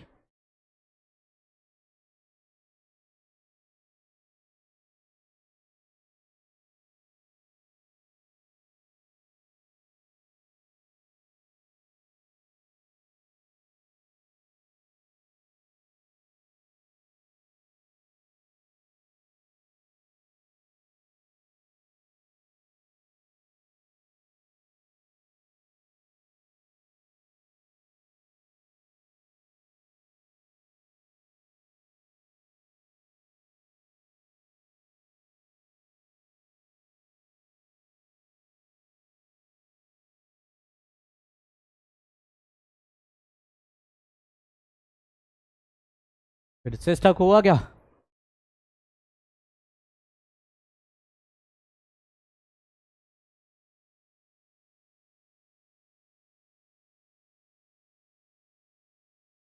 हाँ, मुझे बाकी नहीं पता उसका। तो यहाँ कल हम ये टॉपिक कवर करेंगे जो हमने यहाँ पे लिखा है। कल बेसिक्स हम लोग पढ़ेंगे। कल की क्लास मिस मत करना, अगर कल की क्लास मिस करी तो आगे की पॉलिटी का रास्ता मुश्किल हो जाएगा। तो कल की क्लास आंख नाक कान मुंह सब खुला करके, और अपनी जो जितने भी तुम्हारे ये वहां पे बाबू सोना वाले हैं उनको मैसेज कर देना कि कल क्लास के बीच में नो डिस्टरबेंस। कल 11 से 1 के बीच में अपनी सारी चीजें छोड़ के, खाना पीना जो भी है, चुपचाप क्लास। कल की क्लास बेसिक्स की है, बेसिक्स अगर उड़ गए तो आगे की पॉलिटी मुश्किल हो जाएगी। इसके बिना पॉलिटी नहीं समझ में आती है। तो कल हम लोग इसको निपटा देंगे, है ना? तो उससे कह देना कि हमारे बिना खाना खा लो, नहीं खाना हो तो मत खाओ, लेकिन तुम्हारे ऊपर उसका असर नहीं होना चाहिए। ठीक? तो कल मिलते हैं हम लोग। हाँ, टाइम चेंज नहीं हो सकता, जो ही मेरे पास टाइम नहीं है। तनु क्या हो गया? सबके रिप्लाई कैसे कर रहे हैं बेटा?